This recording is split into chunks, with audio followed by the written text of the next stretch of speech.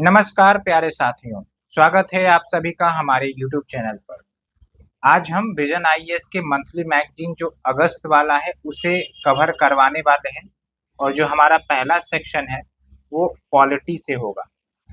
इससे पहले हम लोग ओनली आईएएस वाला जो इन्वायरमेंट सीरीज है उसे डिस्कस कर रहे थे, तो उसे भी हम कंटिन्यू रखेंगे, लेकिन हम चाह रहे हैं कि आपका करंट अफेयर्स भी साथ के साथ होता चले, इसीलिए इसे भी हम कवर करवाते जा रहे हैं। तो बस आपको स्थिरता से सुनने हैं, इश्यू के कीवर्ड्स पर फोकस करना है और चीज़ें आपको याद आएंगी, समझ में भी आएंगी।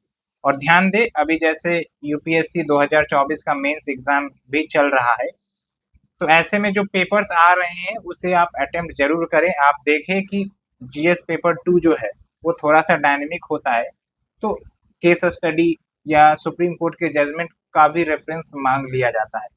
तो ऐसे में आपको कुछ कुछ जजमेंट्स भी याद रखने हैं अगर उस टॉपिक में रेलिवेंट बात है तो। वैसे हमने इस पीडीएफ में हाईलाइट भी कर रखा है आपको क्या याद रखना है क्या नहीं, क्योंकि ज़्यादा बल्कि याद हो भी नहीं पाता। जो सिंपल है, जो एग्जाम रेलिवेंट है, हम उसे ही देखने वाले हैं। तो चलिए शुरुआत करते हैं बिना देरी किए हुए। लेकिन इससे पहले आपसे रिक्वेस्ट है कि अगर आप हमारे चैनल पर नए हैं और आपको ये सीरीज पसंद आ रही है, कंसेप्ट समझ में आ रहे हैं, तो फिर आप हमसे जुड़ सकते हैं। सब्सक्राइब करिए, लाइक करिए, शेयर करिए। तो जो हमारा पहला टॉपिक है पॉलिटी एंड गवर्नेंस से होगा और इसमें 7 बड़े मुद्दे हम देखने वाले हैं जो कि काफी ज्यादा न्यूज में रहे थे। एक तो सब क्लासिफिकेशन ऑफ शेड्यूल कास्ट को लेकर, दूसरा सेंट्रली स्पॉन्सर्ड स्कीम, उतना ज्यादा इंपॉर्टेंट नहीं है एग्जामिनेशन के लिए लेकिन फिर भी हम देखेंगे। तीसरा है आपका citizen participation towards good governance, तो यहाँ पर गुड गवर्नेंस, ई गवर्नेंस जो भी आपके कंसेप्ट है यहाँ क्लियर हो जाएंगे। उसके बाद एक और मुद्दा जो काफी ज्यादा चर्चा में रहा था, lateral entry in civil services. तो लेटरल एंट्री के प्लस क्या है, माइनस क्या है, और गवर्नमेंट लेटरल एंट्री के माध्यम से क्या हासिल करना चाहती है, इन सब मुद्दों पर डिस्कशन होगा। सर्वविट एडवर्टीजमेंट्स पर भी चर्चा करेंगे कि किस प्रकार से जो आपके बैंड प्रोडक्ट्स हैं उसको डायरेक्टली इनडायरेक्टली प्रचार प्रसार किया जाता है सेलिब्रिटीज के द्वारा, which has a huge impact on the society, the people who follows them, है ना। उसके बाद यूनिफॉर्म सिविल कोड बार बार ये चर्चा में रहता है और यूपीएससी का ये फेवरेट क्वेश्चन भी है, तो इसको भी हम एनालाइज करेंगे। And lastly legislative impact assessment. वैसे तो आपने एनवायरमेंट इम्पैक्ट असेसमेंट पढ़ा होगा, अगर नहीं तो हम उसे कवर करवाने वाले हैं ओनली आईएएस के प्रहार सीरीज में, आप चिंता ना करें। तो लेजिस्लेटिव इम्पैक्ट असेसमेंट, उसके बाद जो कुछ शॉर्ट्स न्यूज हैं उसे हम देखेंगे। तो आपको ये लेक्चर अच्छा लगेगा, आप बस ध्यानपूर्वक सुनते जाइए और थोड़ा सा इंटरेस्ट बना कर रखिए, क्योंकि पढ़ना वैसे तो इंटरेस्टिंग होना चाहिए, लेकिन जिस प्रकार की हमारा एजुकेशनल माहौल बनता है ऐसा लगता है कि भाई इससे बड़ा कठिन कार्य कुछ है नहीं। आपका क्या राय है, आप हमें जरूर बताएं। So let's start with polity and governance. जो पहला टॉपिक है आपका सब क्लासिफिकेशन ऑफ शेड्यूल कास्ट। अब इसको समझने से पहले आप ये हमें बताइए कि क्या आप ओबीसी सब क्लासिफिकेशन से वाकिफ हैं, और ये जो ओबीसी सब क्लासिफिकेशन होता है वो क्या होता है। चलिए रिकॉल करते हैं। क्या आपने creamy layer, non creamy layer पढ़ा है, सुना है कि भाई अगर आपको रिजर्वेशन का बेनिफिट चाहिए ओबीसी में तो आप नॉन क्रीमी लेयर से बिलोंग करें, क्रीमी लेयर को रिजर्वेशन का फायदा नहीं मिल पाएगा भले ही वो ओबीसी में क्यों ना आते हो।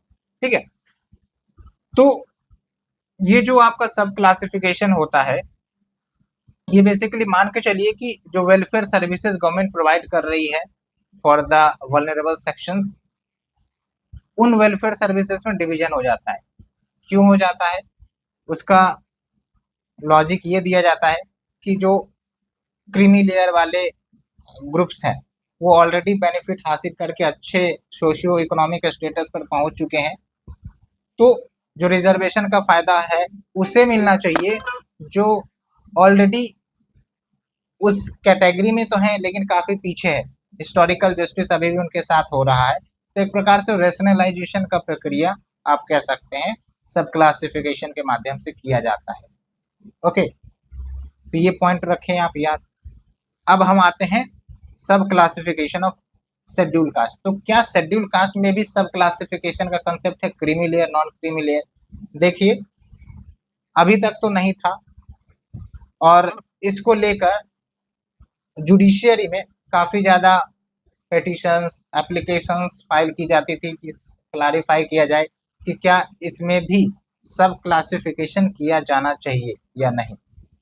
तो एक्चुअली सुप्रीम कोर्ट ने अब अपने जजमेंट में ये कह दिया है कि जो सब क्लासिफिकेशन है शेड्यूल कास्ट का वो परमिशेबल है, यानी कि किया जा सकता है, और सेपरेट कोटा एलोकेट किए जा सकते हैं within the SC category, यानी कि शेड्यूल कास्ट कैटेगरी। मतलब जैसा आप ओबीसी का कंसेप्ट देख रहे हैं उसी प्रकार का कंसेप्ट एससी में लाया जा सकता है, ऐसा सुप्रीम कोर्ट ने अपने फैसले में बोला। ओके, तो यहां तक आपको पॉइंट क्लियर हो गया। अब थोड़ा सा हम इस जजमेंट का इवोल्यूशन देखते हैं। तो इस जजमेंट का इवोल्यूशन आप देखेंगे 2004, फिर 2020, फिर 2024 से। कैसे?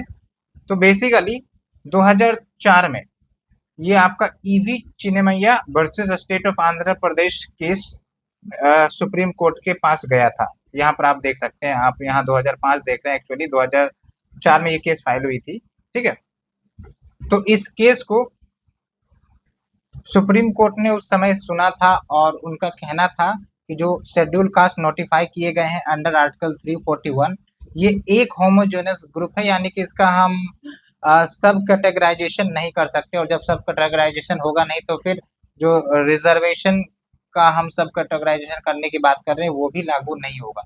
ठीक है, यानी कि सिंपल भाषा में कहें तो सब क्लासिफिकेशन ऑफ शेड्यूल कास्ट नहीं किए जाएंगे। ये 2004 के जजमेंट में बोला गया था। ठीक है, फिर बाद में क्या हुआ, ये जो 2014 है, ठीक है, तो 2014 में सुप्रीम कोर्ट ने इस केस में Devendra Singh versus state of Punjab case में, ये जो 2004 के केस थे ना, इसको फिर से रिकंसिडर करने की बात कही थी 5 जज बेंच के पास। ओके, फिर 2020 में 5 जज कॉन्स्टिट्यूशन बेंच जो सुप्रीम कोर्ट का है, उन्होंने फैसला दिया कि ये जो ईवी चिन्नैया जजमेंट है जिसमें सब कैटेगराइजेशन ऑफ एससी को प्रोहिबिट का निर्णय दिया गया था, इसको रिकंसिडर करने की जरूरत है।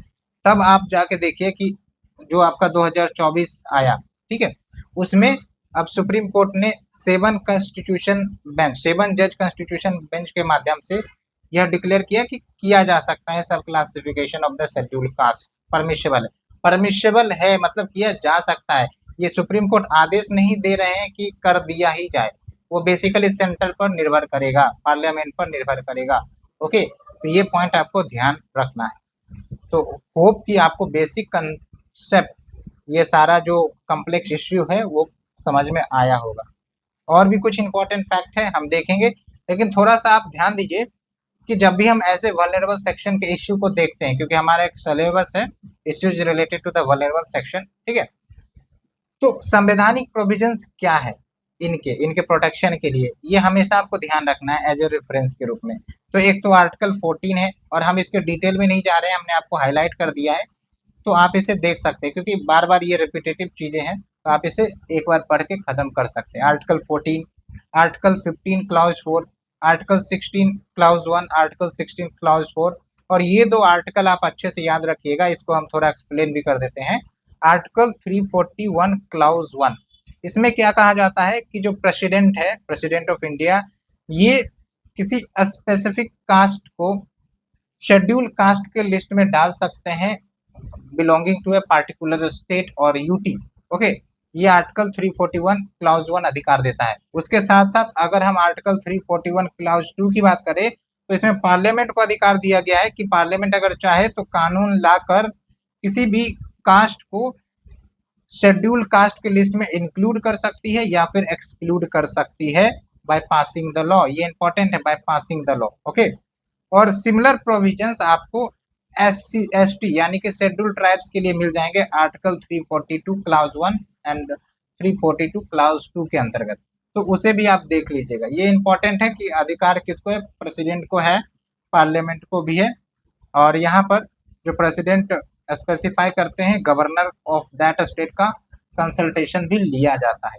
तो ये आपका बेसिक कंसेप्ट क्लियर हुआ। अब चलते हैं, क्या कुछ हाईलाइट है इस जजमेंट के, उसे हम देखते हैं।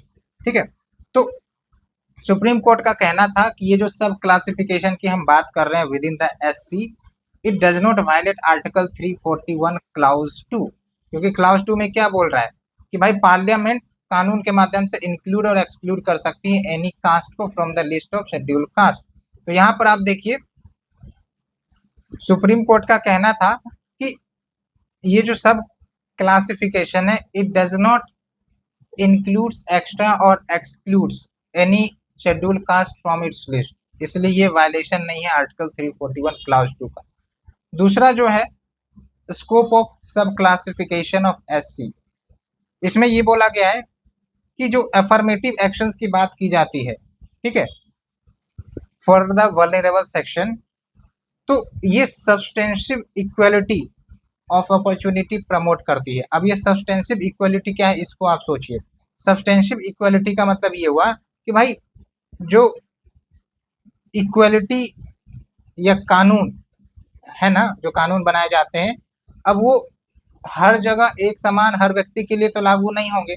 हो सकता है within the schedule caste there are peoples और the schedule caste having the different historical background and historical injustice. तो इसलिए यहाँ पर अगर हम सब क्लासिफिकेशन करते हैं तो सब्सटेंसिव इक्वलिटी प्रमोट होगी। ठीक है, the law must account for different backgrounds and historical justice injustice जो फेस किए जाते हैं पीपल्स के द्वारा डिफरेंटली। उसके बाद यहाँ पर इंपॉर्टेंट है प्रीलिम्स के लिए कि स्टेट जो है यानी कि जो राज्य है वो सब क्लासिफाई अगर करना है उन्हें शेड्यूल कास्ट का, ठीक है, तो वो ये देखे कि भाई उस शेड्यूल कास्ट का कितना रिप्रेजेंटेशन है। अगर इनएडिक्वेट रिप्रेजेंटेशन है तो फिर सब क्लासिफाई करके उनको प्रायोरिटी रिजर्वेशन का कंसेप्ट लगाया जा सकता है। ओके, और उसके लिए जो डाटा कलेक्ट किए जाएंगे इनएडिक्वेट रिप्रेजेंटेशन वाला, वो करना अनिवार्य होगा, क्योंकि बिना डाटा के हम कैसे क्लेम कर सकते हैं कि इनएडिक्वेट रिप्रेजेंटेशन है उस पर्टिकुलर एससी का, ये याद रखना है। ओके, उसके बाद आप देखिए जो शेड्यूल कास्ट नोटिफाई किए गए हैं under article 341 class 1 of the constitution, ये हेट्रोजीनियस ग्रुप है। यानी कि आप मान के चलिए हम शेड्यूल कास्ट का लिस्ट बनाते हैं, तो क्या हर शेड्यूल कास्ट एक समान है? नहीं है ना, हेट्रोजीनियस ग्रुप है। हेट्रोजीनियस मतलब उनके different social and cultural features हो सकते हैं, जो इनजस्टिस उन्होंने फेस किया वो डिफरेंटली हो सकता है। ठीक है, तो हेट्रोजीनियस ग्रुप है, होमोजीनियस नहीं है, और वेराइंग डिग्री ऑफ बैकवर्डनेस है। इसलिए भी एक बात कही गई कि हाँ सब कैटेगराइजेशन या सब क्लासिफिकेशन किया जा सकता है। तो यही आपका कुछ कंसेप्ट निकल कर आता है। ठीक है, लेकिन ये इंपॉर्टेंट ध्यान रखना है कि जो ओपिनियंस दी गई सुप्रीम कोर्ट के द्वारा इस फैसले में, it doesn't gives direction to the government कि आप इम्प्लीमेंट कर ही दो क्रीमी लेयर कंसेप्ट को। ये पार्लियामेंट पर निर्भर करेगी, गवर्नमेंट पर निर्भर करेगी कि वो इसे इम्प्लीमेंट करना चाहते हैं कि नहीं। तो कहने का मतलब ये, it is not under compulsory implementation judgment. Okay, अब बात करते हैं कि अन्य क्या कुछ इंपॉर्टेंट जुडिशियल प्रोनाउंसमेंट हुए हैं रिगार्डिंग दिस मैटर। तो थोड़ा सा हम Indira Sawhney case versus union of India की बात कर लेते हैं। 1992 में ये केस सुना गया था और 9 जज बेंच ने इस केस को सुना था, जिसमें जो कंसेप्ट है creamy layer non creamy layer वाला ओबीसी कम्युनिटी में वो निकल कर आया। ठीक है, तो ये ध्यान रखना है, और कहीं ना कहीं इन्हीं जजमेंट सबसे लिंक है जो अभी रिसेंट में फैसला आया है, उस बात को भी आप ध्यान में रखें। बाकी और ज़्यादा जजमेंट याद रखने की जरूरत नहीं, कितना आप याद रखेंगे, एक आधो इम्पॉर्टेंट है बस उसे याद रखिए। ठीक है, और ये जो अभी फैसला आया है उसे तो जरूर याद रखना है, जो सुप्रीम कोर्ट का जजमेंट आया है। ओके, अब यहाँ पर आता है कंसेप्ट आर्ग्यूमेंट्स फॉर सब क्लासिफिकेशन, कि भाई क्या क्या बेनिफिट्स होंगे अगर सब क्लासिफिकेशन होता है। सब्सटेंशियल इक्वलिटी हमने बता दिया है आपको। फिर जो गवर्नेंस सिस्टम है, जैसे ब्यूरोक्रेट्स हैं, जो ऑफिशियल्स आते हैं रिक्रूटमेंट के माध्यम से, अब जो है इनकी डाइवर्सिटी बढ़ सकती है और इनके इंटरेस्ट और ज़्यादा हाईलाइट हो सकते हैं। उसके बाद ये जो शेड्यूल कास्ट की लिस्ट होती है वो हेट्रोजीनियस ग्रुप होती है, तो हम एक समान सबको नहीं ट्रीट कर सकते, है ना। कोई ज़्यादा बैकवर्ड होगा, कोई लेस बैकवर्ड होगा, किसी की सोशियो इकोनॉमिक कंडीशन अच्छी हो गई होगी तो उन्हें भी रिजर्वेशन मिलता रहे, ये तो फिर जायज नहीं है। ओके, उसके बाद legal legislative competence of legislature, जो आर्टिकल 341 है वो एम्पावर करता है प्रेसिडेंट को कि जो कम्युनिटीज हैं उनको एससी डिक्लेयर करे, और अगर प्रेसिडेंट ने डिक्लेयर कर दिया उस पार्टिकुलर कम्युनिटी को एससी, तो स्टेट लेजिस्लेचर को भी अधिकार मिल जाता है कि वो उस रिगार्डिंग रिजर्वेशन का पॉलिसी या कंसेप्ट ला सकते हैं फॉर देयर वेलफेयर। तो ये भी आपको ध्यान रखना है। तो यहाँ पर हमने दो चीज डिस्कस किया। अब है आर्ग्यूमेंट्स अगेंस्ट सब क्लासिफिकेशन, ये आपको अगेंस्ट वाला अच्छे से याद रखना है। एक तो ये है कि भाई within the schedule caste community there can be like weakening of collective voice as well as bargaining power, क्योंकि यहाँ पर डिवीजन जैसी विचारधारा पनप सकती है। It can go against unity and solidarity, ठीक है।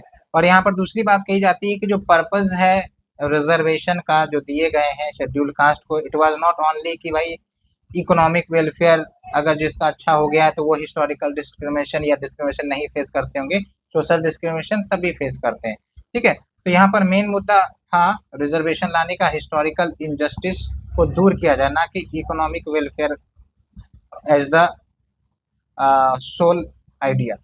उसके बाद स्टिग्मा ऑफ कास्ट डिस्क्रिमिनेशन, वो इतनी आसानी से नहीं फेड हो सकती। इवन पीपल जो है वो इकोनॉमिकली अच्छा परफॉर्म कर रहे हैं within the schedule cast.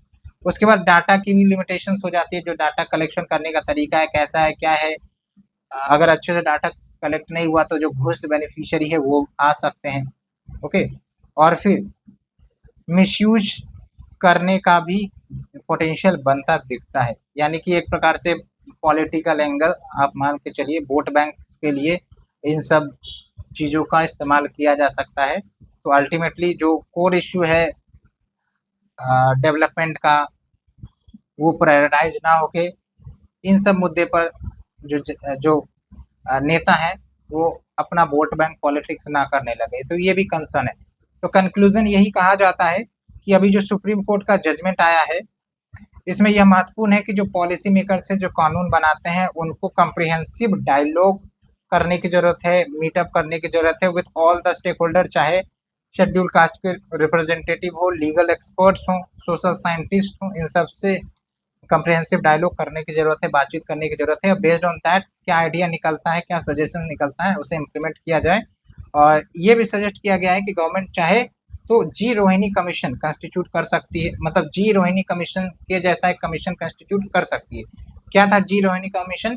Basically OBC category के सब कैटेगराइजेशन के लिए ये कमीशन गठित की गई थी। तो ये भी जो कंसेप्ट है एससी के सब कैटेगराइजेशन का, वो भी सिमिलर कंसेप्ट है। तो कमीशन गठित किया जा सकता है, सॉल्यूशन क्या हो, क्या कैसे किया जाए, इस पर बात हो सकती है। हालांकि जो सेंट्रल गवर्नमेंट है अभी इस मुद्दे पर उतनी ज़्यादा गहराई दिखाना नहीं चाह रही है, तो ये भी आप देखेंगे। ओके, तो ये जो है आपका लंबा चौड़ा आर्टिकल, थोड़ा सा कॉम्प्लेक्स इश्यू था इसलिए थोड़ा समय लग गया। चलिए चलते हैं अपने दूसरे आर्टिकल की तरफ। उम्मीद करते हैं आपको पहला आर्टिकल अच्छे से समझ में आया होगा। ओके, जो दूसरा टॉपिक है हमारा सेंट्रली स्पॉन्सर्ड स्कीम को लेकर। हालांकि मेंस के लिए उतना ज़्यादा डायरेक्ट क्वेश्चन तो आएगा नहीं इससे, लेकिन हम बेसिक ओवरव्यू रखते हैं खासकर प्रीलिम्स पॉइंट ऑफ व्यू से, और थोड़ा सा कहाँ कहाँ हम पॉइंट्स यूज कर सकते हैं मेंस के लिए उसे हम देखेंगे। देखिए, जो गवर्नमेंट स्कीम्स लॉन्च होती है आपको थोड़ा पता होना चाहिए। एक तो होता है केंद्र सरकार, वो अपनी स्कीम लॉन्च करती है। एक होता है स्टेट गवर्नमेंट, वो अपनी स्कीम लॉन्च करती है। एक होता है सेंट्रली स्पॉन्सर्ड स्कीम, यानी कि जहाँ पर केंद्र सरकार का और राज्य सरकार का भी इन्वॉल्वमेंट रहता है, खासकर फंडिंग को लेकर। ठीक है, नाम से ही क्लियर हो रहा है स्पॉन्सर्ड स्कीम, यानी कि जो सेंट्रल गवर्नमेंट है वो स्पॉन्सर कर रही है स्कीम को, नाम पर गया सेंट्रली स्पॉन्सर्ड स्कीम। उसके बाद दूसरा आता है सेंट्रल सेक्टर स्कीम, नाम से क्लियर है सेंट्रल सेक्टर मतलब ये एक्सक्लूसिवली सेंट्रल गवर्नमेंट की स्कीम है, और जो भी पैसे इसमें लगेंगे वो सेंट्रल गवर्नमेंट ही लगाएंगे। स्टेट गवर्नमेंट फंडिंग का कोई भी यहाँ पर रिक्वायरमेंट, नीड, नेसेसिटी नहीं होती है। ठीक है, ये ध्यान रखना है आपने। अब देखिए, जो development monitoring and evaluation office है, नीति आयोग का है ये, इन्होंने प्रपोजल्स इनवाइट किया कि इंगेज करे कंसल्टेंसी फर्म्स के साथ to support the evaluation of centrally sponsored scheme in 9 broad sectors. यानी कि ये जो सेंट्रली स्पॉन्सर्ड स्कीम्स चलाए जाते हैं भाई, क्या वो बेनिफिट दे रहे हैं या नहीं दे रहे हैं, या फिर इम्प्लीमेंटेशन हर्डल है, इन सबको मॉनिटर करना पड़ेगा ना। या फिर ऐसे ही बस पैसे पे पैसे खर्च करते जा रहे हैं, नो आउटकम नो आउटपुट, तो क्या फायदा। इसलिए ये इवेल्युएशन भी करना जरूरी है। ये पॉइंट आपको ध्यान रखना है, मेंस के लिए यूज कर सकते हैं। दूसरा इंपॉर्टेंट फैक्ट आपको ये ध्यान रखना है कि currently there are 676 central sector scheme है। ये डाटा आप कहीं पर भी यूज कर सकते हैं। और इसमें जो टोटल खर्च हुआ है फाइनेंशियल ईयर 2024-25 के लिए, यानी कि जो आपका बजट है 15 लाख करोड़ रुपए। अच्छे से ध्यान रखना है, कहीं पर भी आप मेंस में यूज कर सकते हैं। और जो सेंट्रली स्पॉन्सर्ड स्कीम होते हैं वेरियस प्रोजेक्ट्स के लिए हो सकते हैं, एग्रीकल्चर के लिए, एजुकेशन के लिए, हेल्थ के लिए, अर्बन रूरल ट्रांसफॉर्मेशन, कुछ के लिए भी हो सकता है। ठीक है, तो ये बेसिक चीज आपको ध्यान रखनी है। और एक बात और आपको पॉइंट नोट करना है कि जनरली जो सेंट्रली स्पॉन्सर्ड स्कीम होता है, या तो वो स्टेट सब्जेक्ट या फिर कॉन्करेंट लिस्ट के सब्जेक्ट पर दिया जाता है, या फिर स्कीम चलाए जाते हैं। क्योंकि यूनियन गवर्नमेंट में तो स्टेट जनरली फंड देंगी नहीं। हाँ, स्टेट का कोई सब्जेक्ट हुआ, जैसे आप हेल्थ की ही बात कर लेते हैं, हेल्थ स्टेट सब्जेक्ट है। लेकिन आप समझिए कि जो आयुष्मान भारत योजना है, ये आपका केंद्र सरकार ने लेकर आया था along with the involvement of state government, है कि नहीं है। तो ऐसे आपको ध्यान में रखना है।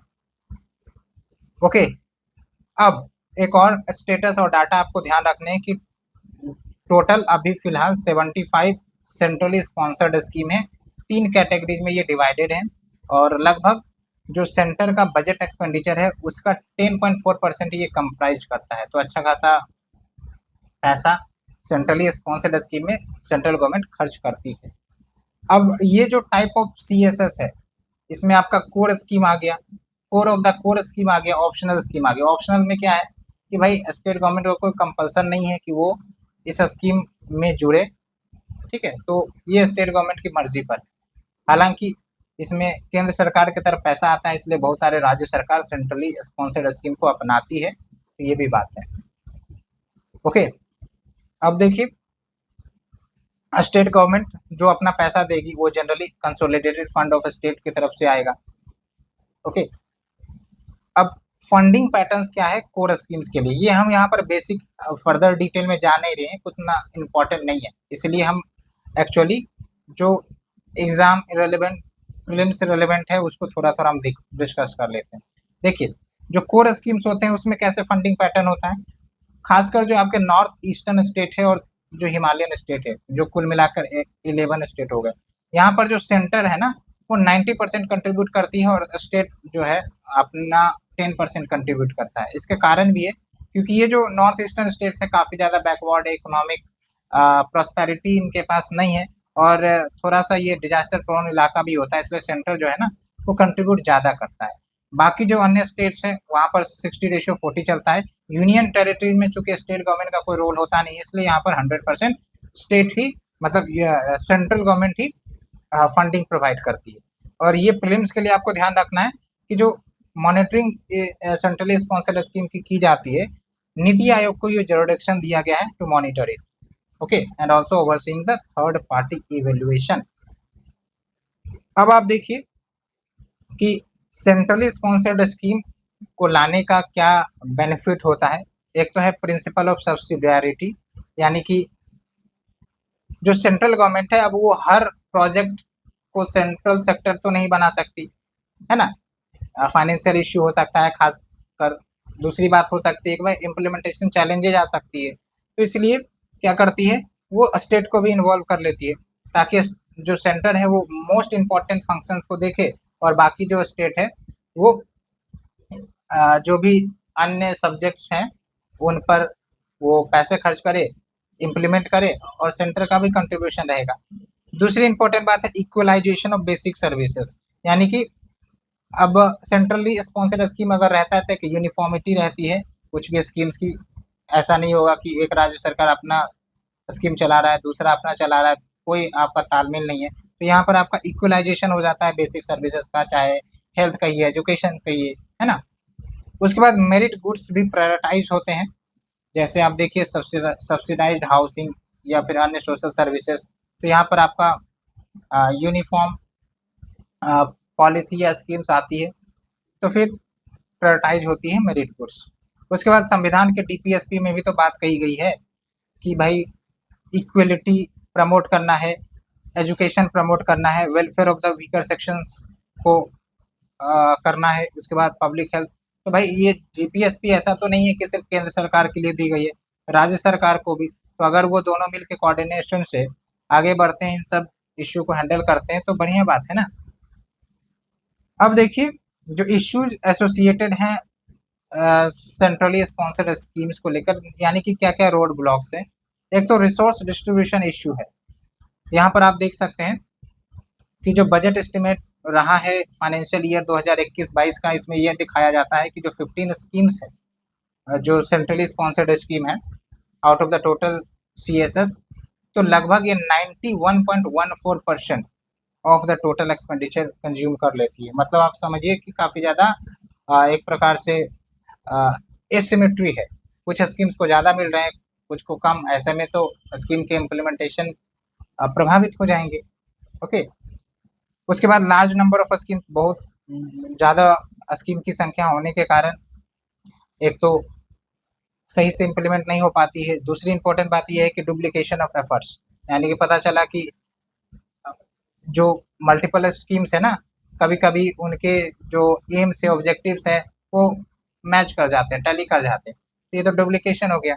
उसके बाद लेस फिजिकल स्केप for the items in the union list. अब सेंट्रल जो है अपना पैसा सीएसएस में लगा रही है, सेंटर के पास भी तो पैसा होना चाहिए ना कि वो अपने जो यूनियन लिस्ट के सब्जेक्ट है उसमें भी खर्च करे, तो एक जगह लगाएगी तो दूसरी जगह कंप्रोमाइज होगा, यही बात कही गई है। जैसे एग्जांपल दिया जाता है डिफेंस एक्सपेंडिचर, जो कि आपका एक यूनियन सब्जेक्ट है, तो वहाँ पर 2011-12 में 2% ऑफ जीडीपी खर्च होता था। अभी आप देखिए 2019-20 के रेवेन्यू एस्टिमेट्स देखें तो 1.5% है। वैसे आप हमें बताइए जो 2024-25 का बजट है उसमें डिफेंस एक्सपेंडिचर कितनी की जा रही है as a percentage of GDP. उसके बाद एक ये भी है one size fits for all. अब ये सीएसएस जो है वो यूनिफॉर्मली हर एक राज्य में लाने का प्रयास किया जाएगा, तो भाई हर राज्य की अपनी समस्याएं हैं, हर राज्य की अपनी पॉपुलेशन चैलेंजेज है ना।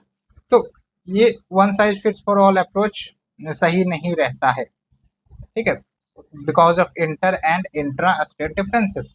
उसके बाद लोअर अब्जॉर्प्शन कैपेसिटी, कहने का मतलब ये है कि चलो केंद्र पैसा दे रही है, लेकिन बहुत सारे राज्य ऐसे हैं जिनकी इकोनॉमिक हालत सही नहीं है, तो उनको पैसे देने में एक बार सोचना पड़ जाता है, कभी कभी पैसे देने में डिले कर जाते हैं, ठीक है। तो ऐसे में स्कीम सही से इम्प्लीमेंट नहीं हो पाती है। मनरेगा का आप इश्यू देखते ही है ना, तो सेंट्रल फंड रिलीज कर देता है, लेकिन वो अटके पड़े रहते हैं, जा नहीं पाता है लेबरर्स के पास।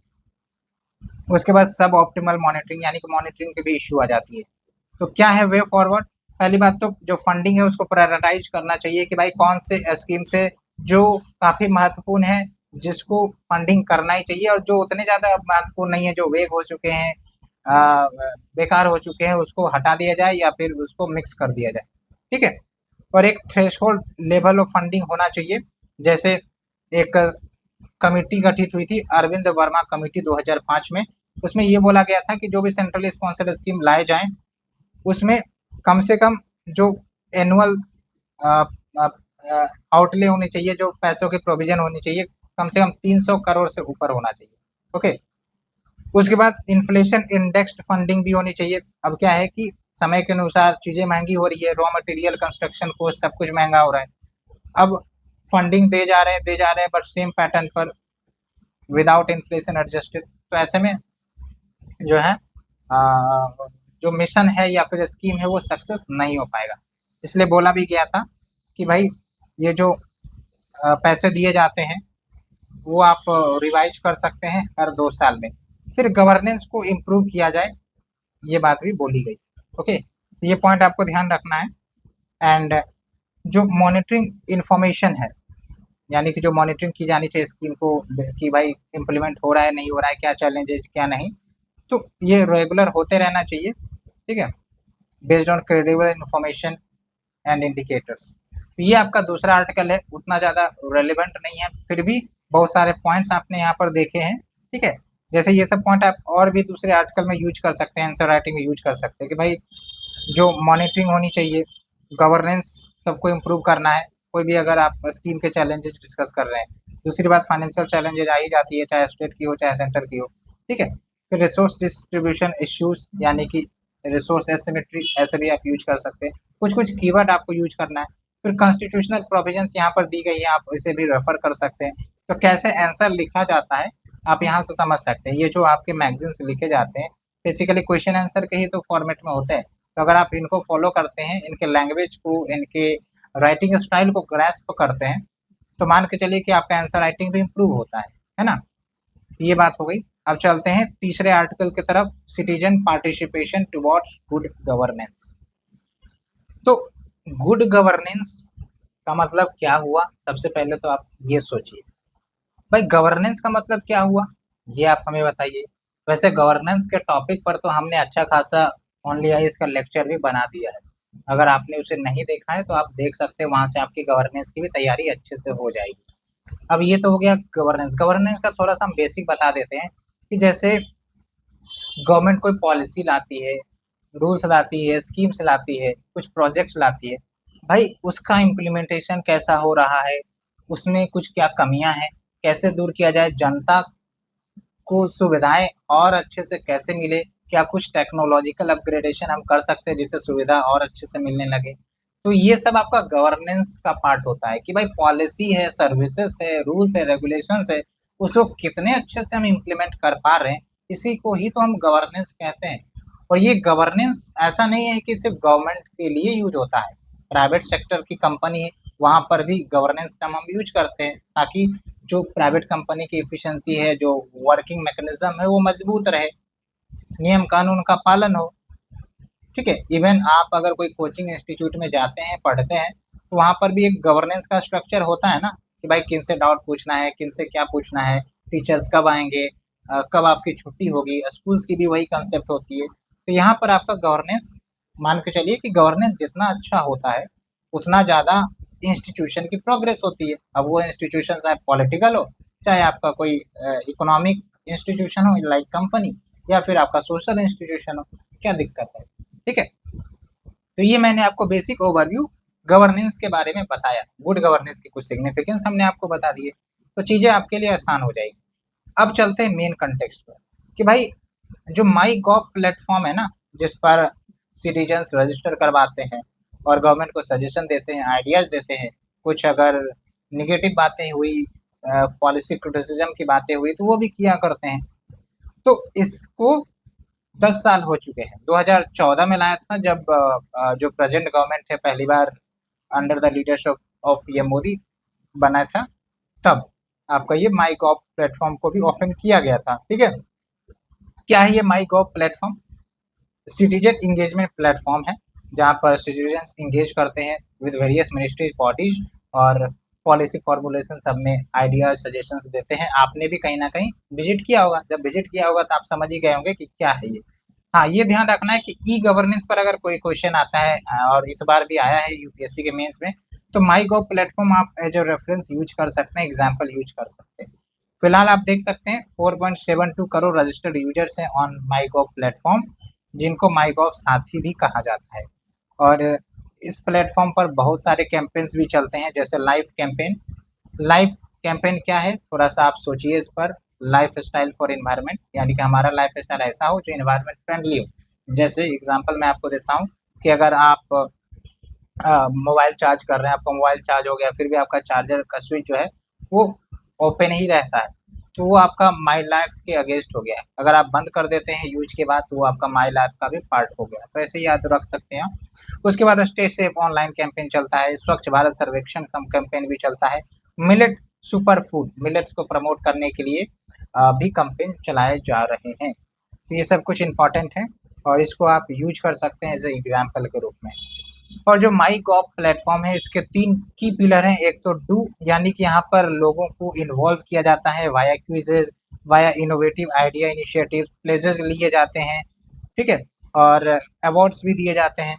उसके बाद होता है डिस्कस। डिस्कस मतलब ग्रुप डिस्कसिंग हो गया कि भाई आपका क्या राय है इस मुद्दे के ऊपर, इस बिल के ऊपर, ये सब पूछे जाते हैं। मन की बात रेडियो पर भी डिस्कशन हो जाता है, ठीक है।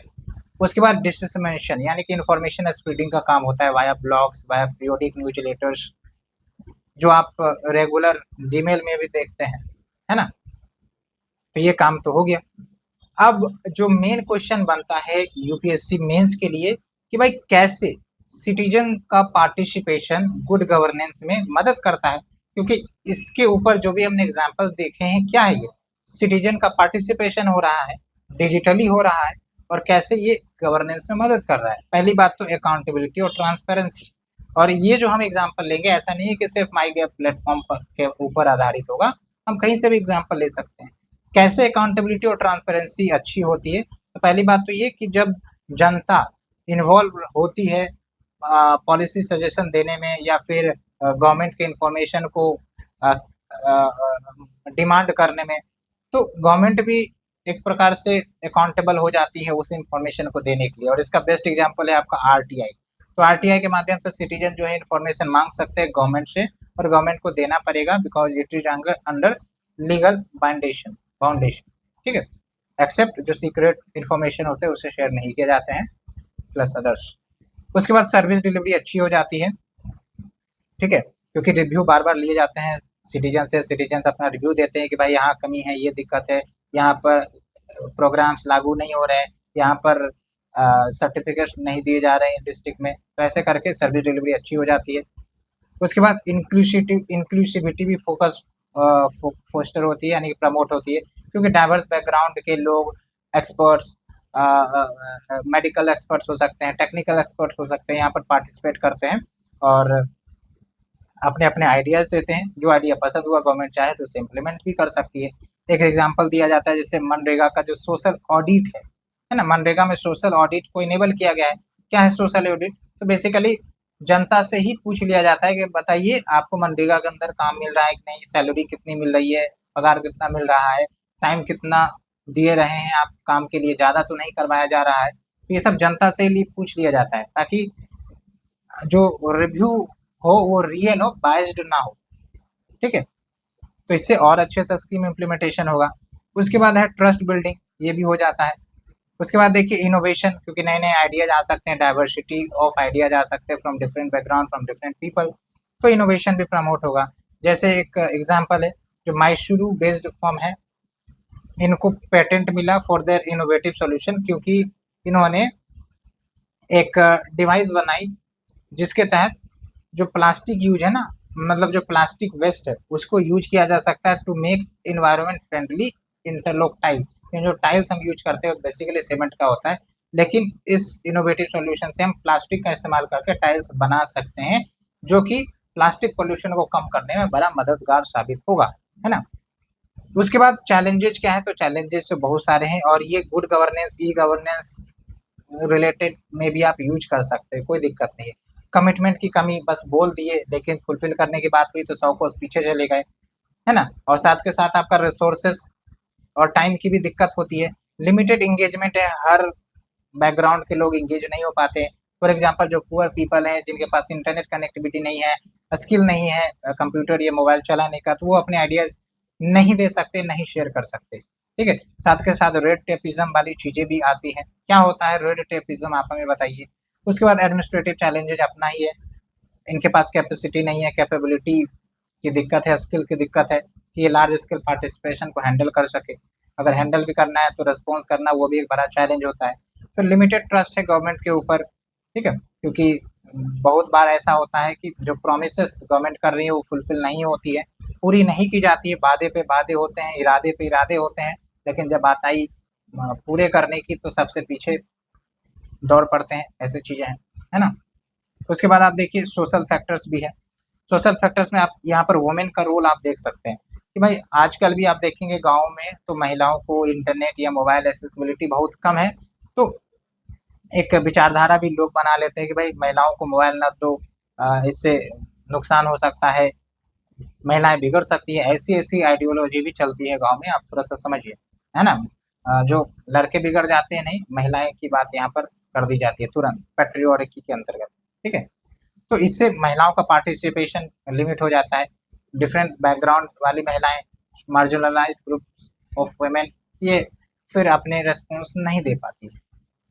तो क्या कुछ इनिशिएटिव लिया गया है टू इंश्योर सिटीजन पार्टिसिपेशन? तो स्वच्छ भारत मिशन, ये अब एक मास मूवमेंट बन गया है। यहाँ पर सिटीजन का एक्टिव इन्वॉल्वमेंट है। आपको पता है बिना सिटीजन के इन्वॉल्वमेंट के ये चीज सफल भी नहीं हो सकती थी।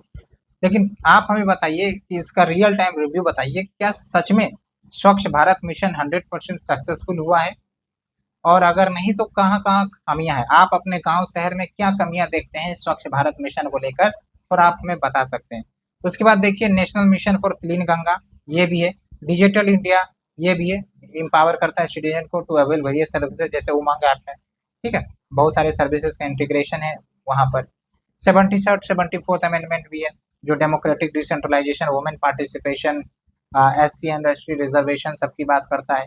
फिर citizen charter, citizen charter basically एक कमिटमेंट गारंटी होता है, जो लीगली बाइंडिंग हो भी सकता है, नहीं भी हो सकता, वो डिपेंड करता है अथॉरिटी के ऊपर। इसमें बोला जाता है कि हम आपको इस समय में ये सर्विसेज देंगे, और दे देते ही हैं, और अगर नहीं दिया तो उसकी क्रेडिबिलिटी प्रभावित होती है ना। जैसे बैंकों में देखेंगे, जो प्राइवेट सेक्टर बैंक है उनका भी अपना चार्टर होता है कि भाई आप आओ, 2 दिन में अकाउंट खोल देंगे, 1 दिन में अकाउंट खोल देंगे, है ना। सस्ते में लोन मिल जाएगा, तुरंत अप्रूवल हो जाएगा, ऐसा कुछ बातें बोले जाते हैं।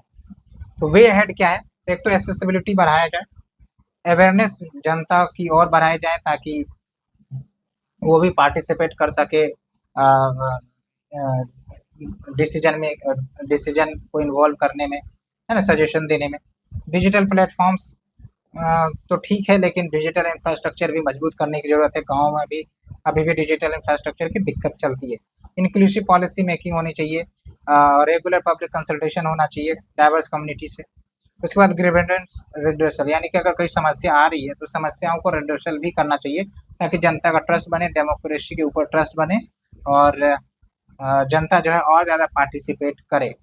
ओके, तो ये है आपका तीसरा आर्टिकल। उम्मीद करते हैं आपको पसंद आया होगा, समझ में आ गया होगा बेसिक कंसेप्ट। अब हम चलेंगे चौथे आर्टिकल की तरफ, that is lateral entry in the civil services, जो कि काफ़ी ज़्यादा गरमाया हुआ मुद्दा था, हम इसे देखने वाले हैं। ओके, तो जो हमारा नेक्स्ट आर्टिकल है lateral entry in civil services, context आपको पता चल ही गया होगा, काफ़ी ज़्यादा इस पर जो मुद्दा है न्यूज़पेपर में छपा हुआ था, because of the advertisement which was publish by the government for the lateral entry, ठीक है।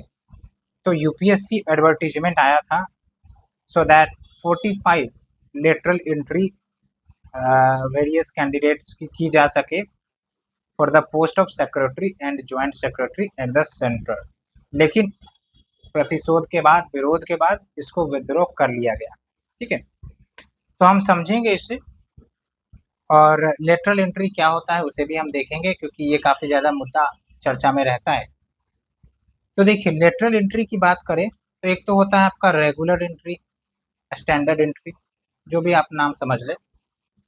तो रेगुलर एंट्री या फिर स्टैंडर्ड एंट्री क्या होती है, ट्रेडिशनल एंट्री क्या होती है कि भाई आप एग्ज़ाम देंगे, ठीक है, पास हो गए तो स्टेज 2 आ सकता है, जहाँ पर आप मेंस का एग्ज़ाम दे, फिर इंटरव्यू दे, उसमें क्वालिफाई हो गए तो you are eligible to become officer. खासकर हम यूपीएससी की बात कर रहे हैं या फिर स्टेट पीसीएस की बात कर रहे हैं, यही होता है। उसके बाद जो भी पोस्ट होते हैं उस पर आपका रिक्रूटमेंट किया जाता है। तो ये होगा ट्रेडिशनल अप्रोच, यहाँ पर मेरिट के आधार पर आपको चुन लिया गया, और मेरिट कैसे निर्धारित हो रही है, based on exam, based on test. लेकिन लेटरल एंट्री में क्या है कि कोई भी एग्जाम नहीं होगा, बस आपका एक्सपीरियंस है, आपका स्किल है, उस ग्राउंड पर आपको चुन लिया जाएगा। अब भाई यहाँ पर मेरिट कैसे साबित करेंगे, बस ये बोलकर कि ये जो है काफ़ी ज़्यादा वेल स्किल्ड है, वेल एक्सपीरियंस्ड है, तो कैसे मेरिट साबित होगा, इसलिए काफ़ी ज़्यादा प्रोटेस्ट चला था और फिर विद्रॉ भी कर लिया गया, ठीक है। तो हमने आपको बेसिक बता दिया लेटरल एंट्री के बारे में, ठीक है। Like recruitment to person from outside the usual bureaucratic setup, okay, तो ये ध्यान रखना है। And it is different from the traditional hiring system. क्या है ट्रेडिशनल हायरिंग, हमने आपको बता दिया। और ये कॉन्ट्रेक्चुअल एम्प्लॉयमेंट होता है, यानी कि शॉर्ट टर्म के लिए, या तो 3 से 5 साल तक के लिए यूजुअली होता है, और अगर परफॉर्मेंस अच्छा रहा तो एक्सटेंड किया जा सकता है।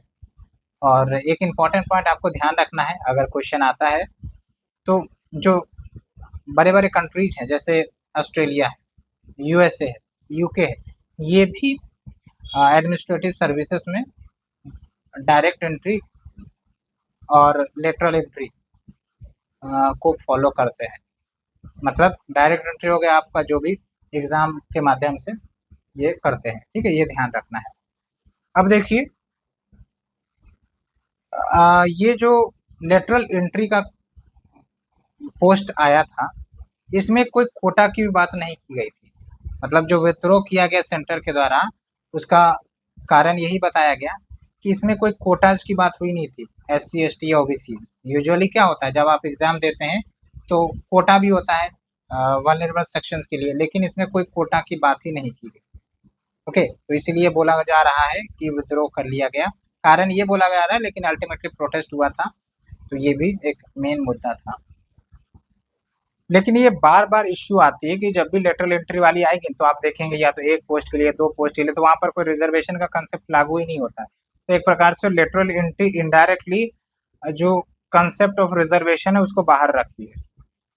और कैसे रिजर्वेशन किनको कितना मिलेगा डिसाइड होता है, उसके लिए आपको ये ध्यान रखना है 13 पॉइंट रोस्टर होता है। और इस फॉर्मूला के तहत कोई भी रिजर्वेशन नहीं दिए जाएंगे अगर 3 सीट्स तक की वैकेंसी है, तो उससे अगर ज़्यादा है तब फिर रिजर्वेशन का कंसेप्ट लागू किया जा सकता है, ठीक है।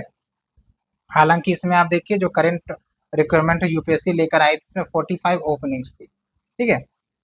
और अगर इस पूरे पोस्ट को सिंगल ग्रुप अगर मान के चलते, तो ये जो अगर 30 पॉइंट रोस्टर फॉर्मूला लगाया जाता, तो कम से कम 6 वैकेंसी एससी के लिए आते, 3 जो है एसटी के लिए आते सॉरी, और जो 12 है वो ओबीसी कैंडिडेट के लिए आते, ठीक है। अगर ये फॉर्मूला लगाया जाता, अगर सिंगल ग्रुप कंसिडर किया जाता। लेकिन आप देखिए हुआ ये जो वैकेंसी का अनाउंसमेंट किया गया, जो भी डिपार्टमेंट की तरफ से, हर डिपार्टमेंट ने सेपरेटली इसको एडवर्टाइज किया है, सेपरेटली, एक साथ नहीं, ठीक है।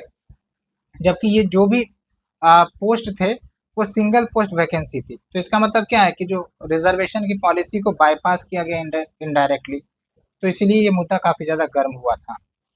ओके, और ये पॉइंट आपको ध्यान रखना है कि सिंगल पोस्ट कैडर है तो यहाँ पर रिजर्वेशन लागू नहीं होता है।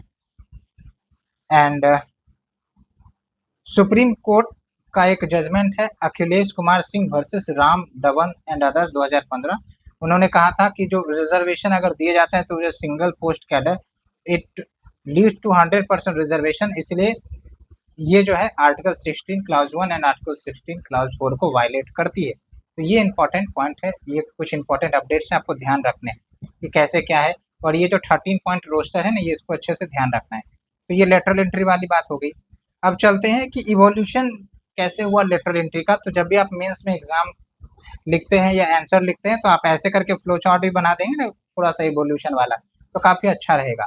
तो आप देखिए फर्स्ट एडमिनिस्ट्रेटिव रिफॉर्म्स कमीशन, जो कि मोरारजी देसाई साहब ने हेड किया था, तो यहाँ से आपका लेटरल एंट्री का कंसेप्ट आया था।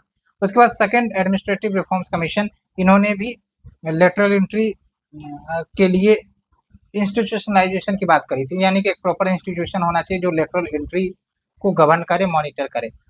यानी कि इनडायरेक्टली जो भी इंस्टीट्यूशन है वो लेटरल एंट्री को प्रमोट करने की बात कर ही रहे हैं।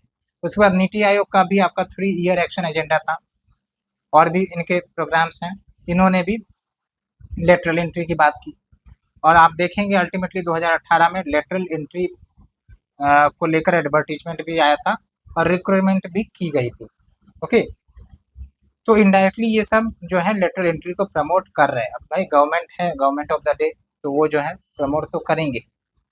अब बात करते हैं एडवांटेज क्या होता है लेटरल एंट्री सिस्टम का। एक तो ये है कि जो शॉर्ट फॉल ऑफ ऑफिसर्स है, बहुत सारे डिपार्टमेंट्स में गवर्नमेंट ऑफिशियल्स की कमी है और रिक्रूटमेंट थोड़ा सा लंबा प्रोसेस हो जाता है, इसलिए as per the need lateral entry के माध्यम से इन्हें लिया जा सकता है। लेकिन सवाल तो यही खड़े होता है ना कि भाई वैकेंसी है, शॉर्टफॉल है, तो आप जो सीट्स है ना, सीट की संख्या बढ़ा दीजिए एग्जाम लेने के लिए। लेकिन वो भी नहीं होता है। जब इलेक्शन नजदीक आता है तब देखेंगे सीट भर भर के रिक्रूटमेंट होता है। ठीक है, तो ये कोई ऐसा नहीं कि कोई बोल्ड इश्यू है या बोल्ड एडवांटेज है ना। ये बात हो गया। अब यहाँ पर एक डाटा ध्यान रखना है कि ओनली 442 आईएएस ऑफिसर्स ये सेंटर के साथ वर्क कर रहे हैं, जबकि रिक्वायर्ड स्ट्रेंथ कितना है, जरूरत कितनी है, 1469 ऑफिसर की। उसके बाद दूसरा एडवांटेज बोला जाता है इफिशिएंसी इन गवर्नेंस में मजबूती आ सकती है by bringing competition to the established career bureaucracy. उसके बाद इंक्लूजन ऑफ डोमेन एक्सपर्ट, इसमें एक इम्पोर्टेंट पॉइंट वही निकल कर आता है कि जैसे कोई हेल्थ सेक्टर है, कोई हेल्थ सेक्टर में काफ़ी इंपॉर्टेंट पर्सनालिटी है, डॉक्टर है, लेकिन उन्होंने आईएएस एग्जामिनेशन नहीं निकाला, लेकिन भाई हेल्थ के ऊपर उन्होंने महारत हासिल करके रखी है, तो भाई पॉलिसी फॉर्मुलेशन में तो मदद कर सकते हैं ना वो। तो इससे आपका बेनिफिट मिल जाएगा पॉलिसी फॉर्मुलेशन सब में, चाहे वो इकोनॉमिक हो, पॉलिसी हो, टेक्नोलॉजिकल हो। ठीक है, जैसे एआई की बात कर लेते हैं तो जो सीएस एक्सपर्ट है, कंप्यूटर साइंस वाले, वो एआई को ज़्यादा अच्छे से समझेंगे रेदर जनरलिस्ट। उसके बाद डीलिंग विद डिपार्टमेंटल नेसेसिटी, कभी कभी डिपार्टमेंट की नेसेसिटीज भी होती है, तो उसको डील करने के लिए इफिशिएंट पर्सन्स की भी जरूरत पड़ सकती है।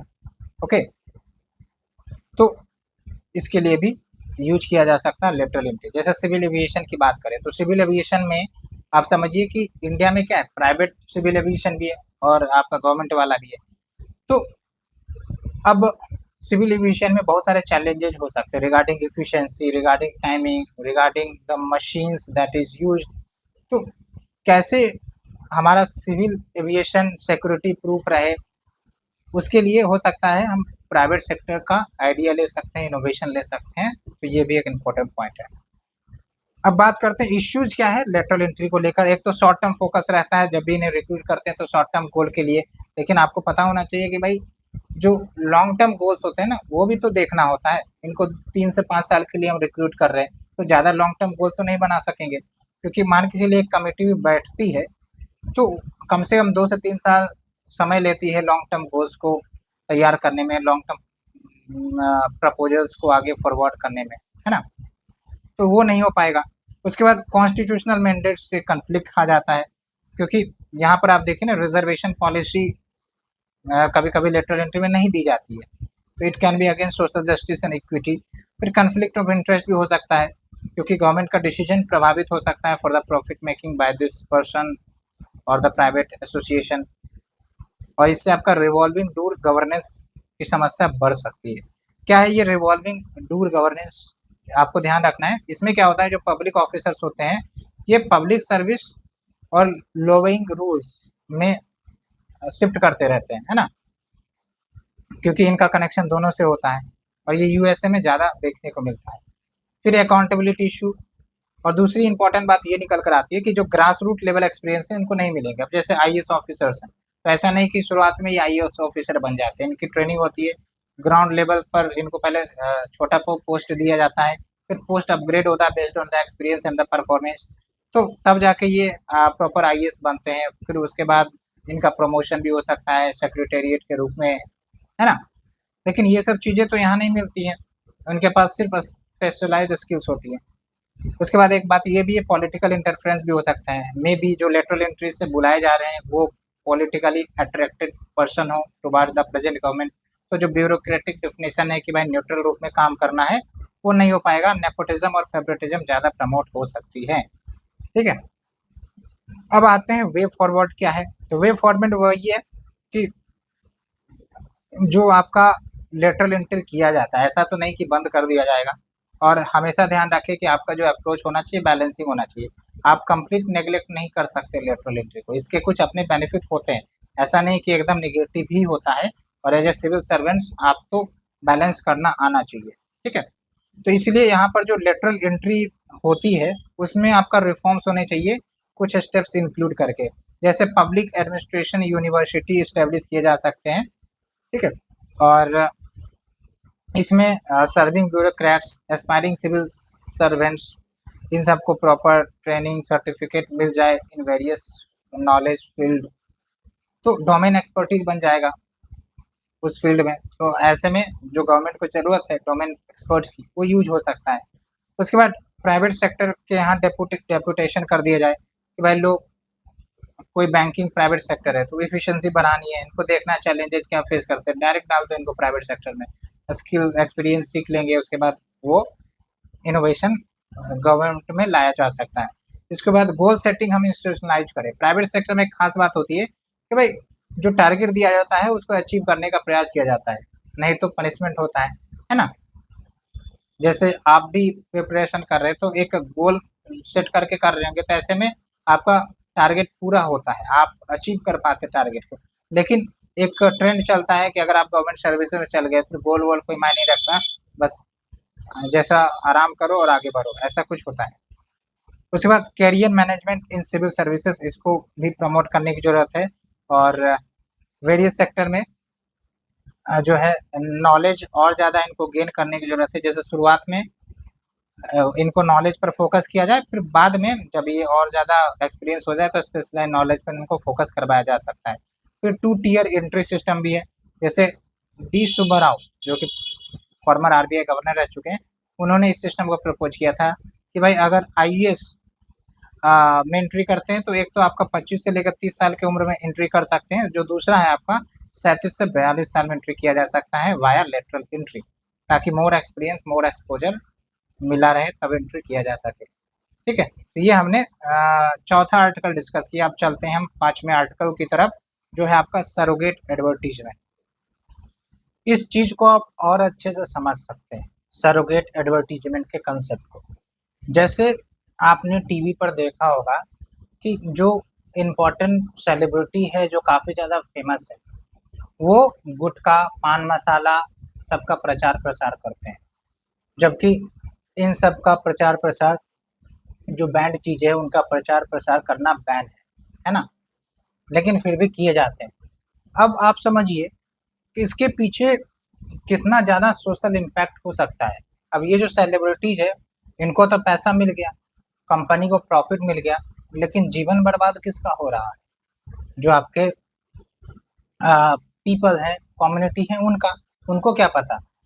इनको तो ये लगता है कि भाई हाँ ये लोग भी खाते हैं, मतलब बड़े बड़े जब खा सकते हैं तो हम क्यों नहीं खा सकते। लेकिन इन्हें पता नहीं होता है कि एक्चुअली ये खाते नहीं है, जो पैसे आते हैं उनके बाद ये मस्त हो जाते हैं, है ना।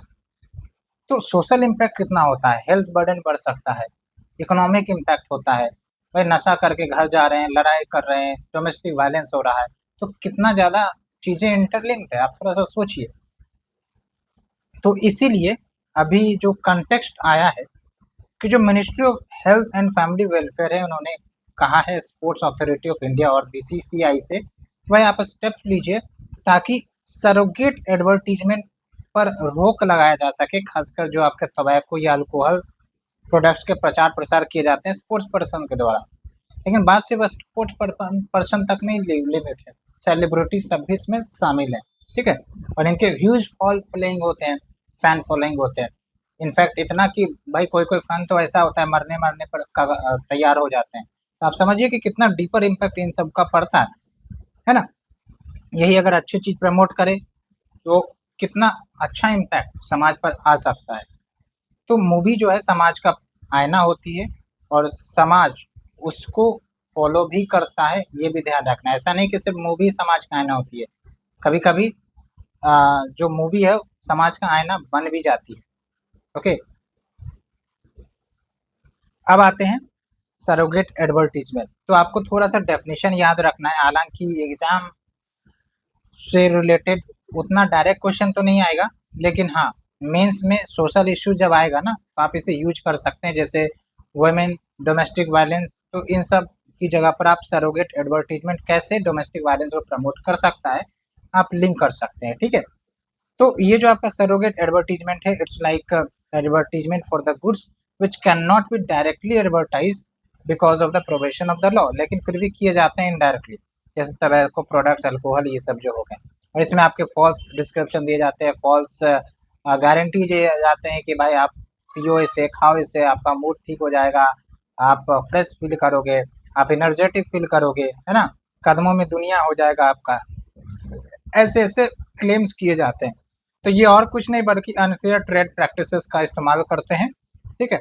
और बड़े बड़े सेलिब्रिटीज को पैसा देते हैं और खूब कमाते हैं, ठीक है।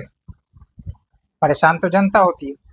और आप देखिए, एक इम्पॉर्टेंट फैक्ट है कि जो आईपीएल 2024 हुआ था ना, उसमें जो पान मसाला प्रोडक्ट्स है, लगभग 16% ऑफ एडवर्टीजमेंट वॉल्यूम्स को सिर्फ ये प्रोडक्ट कंप्राइज कर रहा था।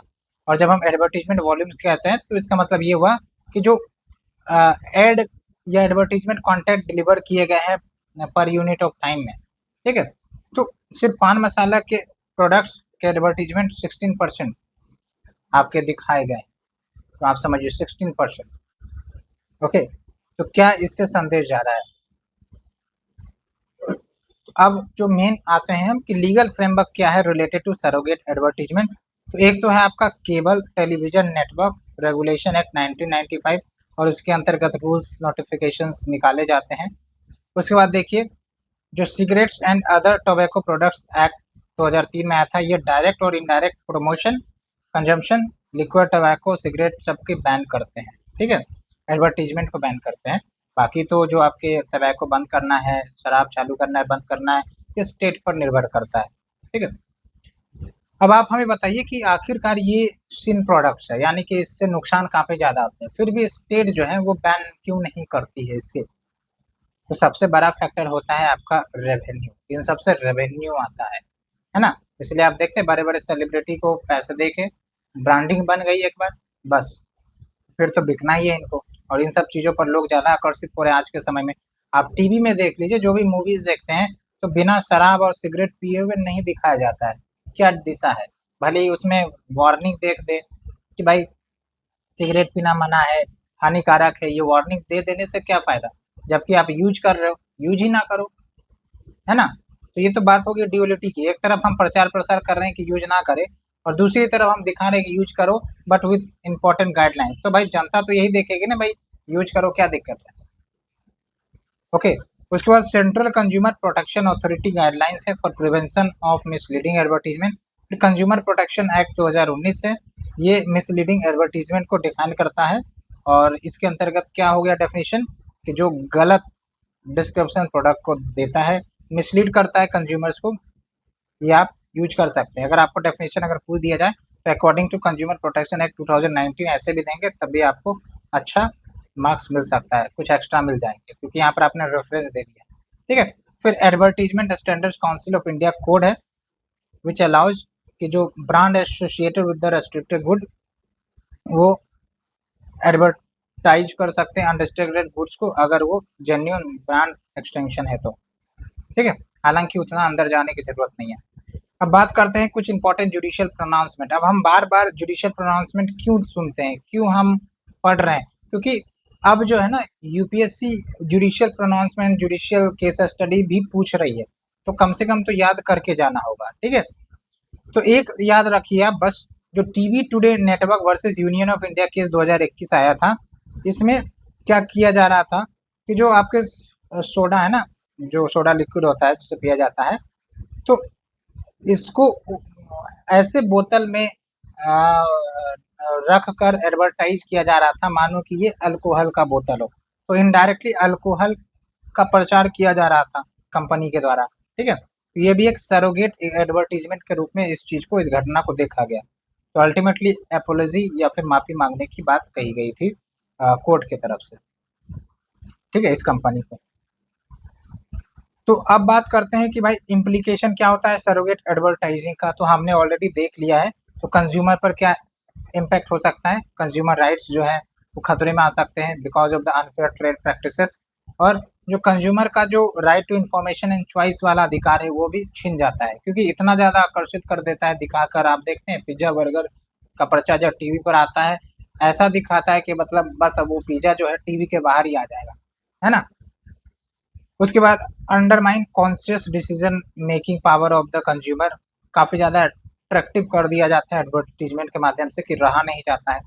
उसके बाद पब्लिक हेल्थ पर काफ़ी ज़्यादा नुकसान होती है। आप यहाँ पर देखिए, ICMR study, Indian council of medical research के स्टडी के अनुसार ये पता चला है कि जो सरोगेट स्मोकलेस टबैको प्रोडक्ट है या ब्रांड्स हैं, यानी कि जो टैबेको ब्रांड्स है, ये लगभग आपका 41.3% कंप्राइज करते हैं टोटल एडवर्टाइजमेंट जो आपका ICC men's cricket world cup 2023 हुआ था, 41.3%। तो आप अंदाजा लगा सकते हैं कि कितना ज़्यादा डोमिनेशन है इन प्रोडक्ट्स का मार्केट में। और वैसे भी आपको दिख जाएंगे चलते फिरते राहगीरों में सिगरेट दारू पीते हुए आपको दिख जाएंगे, कॉमन हो जाती है ये चीज़ें, है ना। उसके बाद कंपनीज में तो आपका एक प्रॉफिटेबिलिटी वाली चीज़ें चलती है, भाई इनको प्रॉफिट मिल रहा है, ये अपना ब्रांड बढ़ाते चले जाते हैं, इनका सेल्स और ज़्यादा हो जाए इन्हीं पर फोकस रहता है, इसलिए तो ये शॉर्ट अपनाते हैं।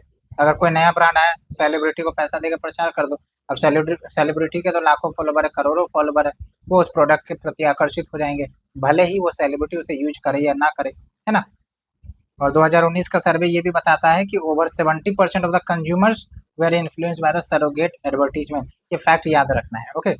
उसके बाद डिजिटल स्ट्रीमिंग प्लेटफॉर्म जो भी है वहाँ पर भी ये सब चीज़ें दिखती है।